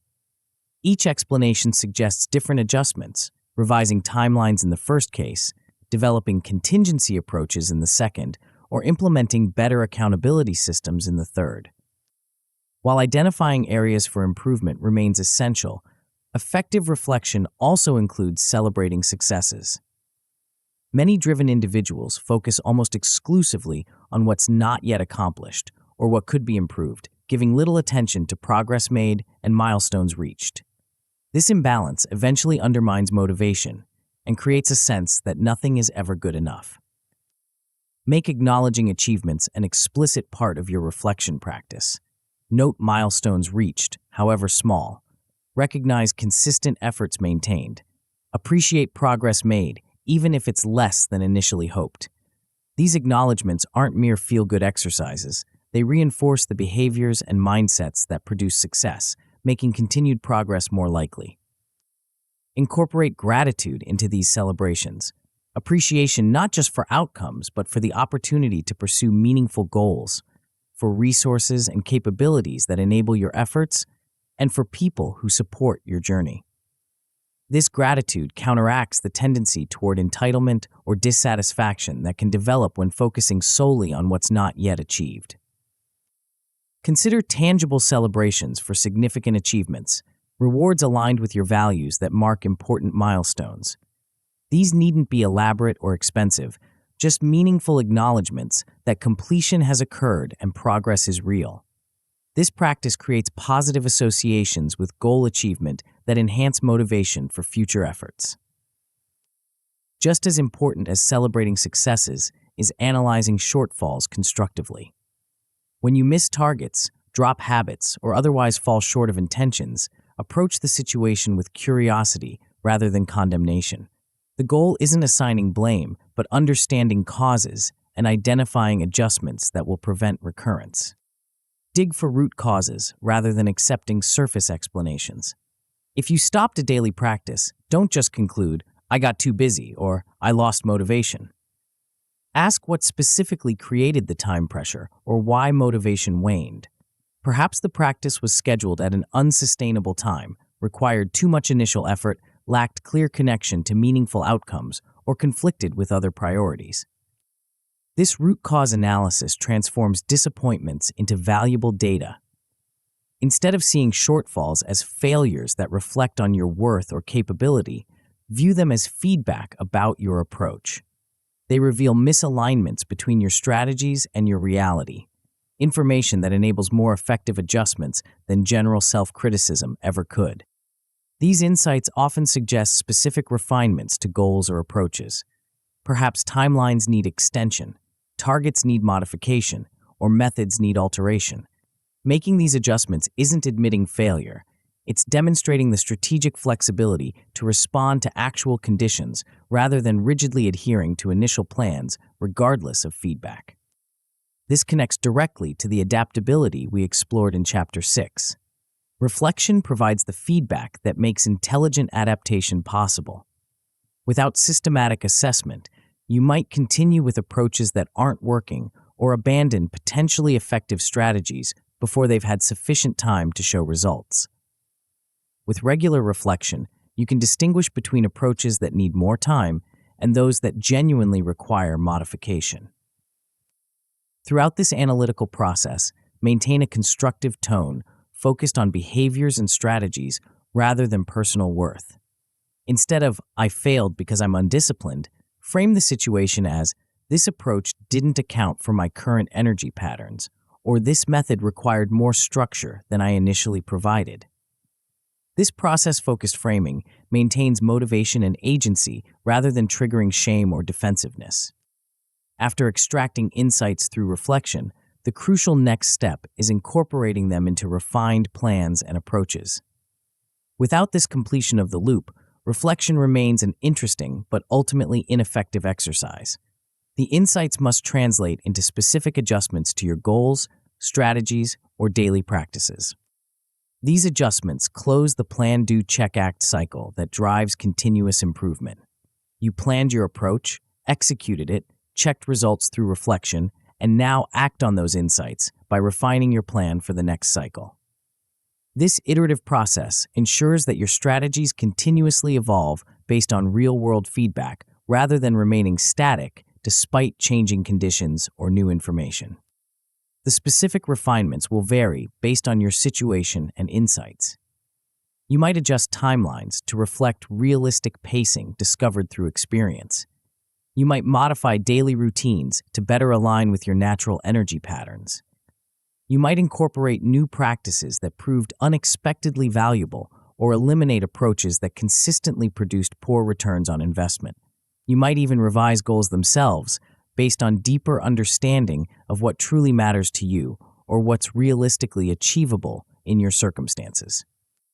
Over longer periods, this reflection might reveal evolution in your fundamental vision. As you grow and change, as you accomplish certain goals and encounter new possibilities, your conception of your ideal future may shift. Periodic deeper reflection allows you to recognize these evolutions and consciously update your vision rather than continuing toward outdated destinations out of mere consistency. This doesn't mean abandoning core values or yielding to momentary impulses. It means recognizing that growth sometimes changes your understanding of what matters most or reveals paths to fulfillment that weren't visible from your previous vantage point. The capacity to consciously evolve your vision based on accumulated wisdom represents not fickleness, but maturity. Embrace a mindset of Kaizen, continuous improvement through small, ongoing refinements, rather than dramatic, occasional overhauls. This approach recognizes that excellence emerges not from periodic revolutions, but from consistent evolution. Each reflection cycle identifies modest adjustments that, accumulated over time, produce remarkable progress. This Kaizen philosophy applies not just to your external goals, but to the very processes of strategic thinking we've explored throughout this book. Your approaches to defining vision, creating plans, understanding yourself, setting priorities, making decisions, maintaining adaptability, building resilience, taking action, and even reflection itself can all be continuously refined based on what works best for your unique situation. While self-reflection provides the foundation for this refinement process, occasionally incorporating external perspectives adds valuable dimension. Others often see patterns in our behavior, strengths we undervalue, or blind spots we can't perceive from our subjective position. Trusted friends, mentors, or coaches can offer observations that complement your self-reflection with outside viewpoints. When seeking such feedback, be specific about what you're trying to learn. General requests like, "How am I doing?" typically yield general responses. Targeted questions like, "Have you noticed any patterns in when I seem most energized?" Or "What strengths do you see in me that I might not fully recognize?" elicit more useful insights. Receive this feedback with openness rather than defensiveness. The goal isn't confirming what you already believe, but gaining perspectives you couldn't generate independently. This doesn't mean uncritically accepting every observation, but it does mean considering it thoughtfully before deciding its validity and relevance for your situation. As we conclude this exploration of strategic thinking for personal development, recognize how far you've come. You began by defining a compelling vision that provides direction and meaning. You created a strategic plan that translates that vision into concrete goals and actions. You developed deep self-knowledge that allows you to leverage strengths and manage limitations. You established clear priorities that focus your limited resources on what matters most. You honed decision-making skills that align choices with your long-term aims. You cultivated adaptability that allows flexible response to changing conditions. You built resilience that enables persistence through inevitable challenges. You implemented systems for consistent action that convert intentions into tangible progress. And now you've established reflection practices that transform experience into wisdom and enable continuous refinement.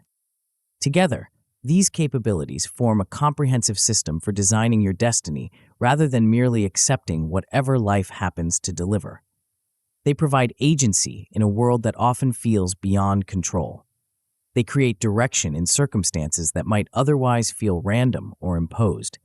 They enable meaningful progress toward what matters most to you rather than mere reaction to external demands. This system doesn't guarantee that everything will unfold exactly as planned. Life contains too many variables and surprises for such certainty. What it does ensure is that you'll move consistently toward what matters most to you, that you'll learn and grow from whatever occurs, and that you'll maintain authorship of your life story even when you can't control every circumstance within it. The true power of this approach emerges not from any single element, but from their integration into a continuous cycle. Vision provides direction for planning. Planning creates structure for action. Action generates experience for reflection. Reflection yields insights for refining vision, plans, and actions. This cycle, maintained over time, creates an upward spiral of growth and achievement. Unlike rigid formulas that promise specific outcomes from prescribed steps, this system respects your uniqueness and autonomy. It provides principles and practices that you'll continuously adapt to your specific situation, preferences, and evolving goals. It's not a standardized path, but a personalized process, one that becomes increasingly tailored to your particular needs and patterns as you apply it over time. This personalization represents perhaps the most significant benefit of the reflection practices we've explored in this final chapter. Through systematic assessment of what works for you specifically, not what should work according to general principles or what works for others, you develop increasingly customized approaches that align with your unique configuration of strengths, preferences, circumstances, and aspirations. As you move forward from these pages into continued application of these principles, remember that mastery develops through practice rather than mere knowledge. The concepts we've explored become transformative not when understood intellectually, but when implemented consistently. Each application deepens your skill and understanding, creating a virtuous cycle of improvement. Return to these principles whenever you face significant transitions, encounter persistent challenges, or simply feel the need for renewed clarity and direction. They provide not just a one-time transformation, but an ongoing framework for navigating life's complexity with intention and wisdom. They offer not just techniques for achieving particular goals, but an approach to living that continuously evolves as you do. The journey of designing your destiny has no final destination, no point at which you've arrived and can cease growing or refining. This isn't a limitation, but a liberation. It means your capacity for achievement, contribution, and fulfillment has no upper boundary. It means today's accomplishments become tomorrow's launching points for further exploration and creation. Yet even with all the strategic thinking tools you've mastered, many find that daily execution remains their greatest challenge. The gap between knowing what to do strategically and actually implementing it each day can be the final obstacle to transforming your life. The solution lies in mastering the tactical level of your day-to-day existence, where vision becomes reality through consistent daily practices. For the complete system to optimize your daily execution and turn strategic plans into daily achievements, I invite you to explore the audiobook, Master Your Day, Plan, Execute, Achieve. Tap the center of the video now to continue your transformation journey.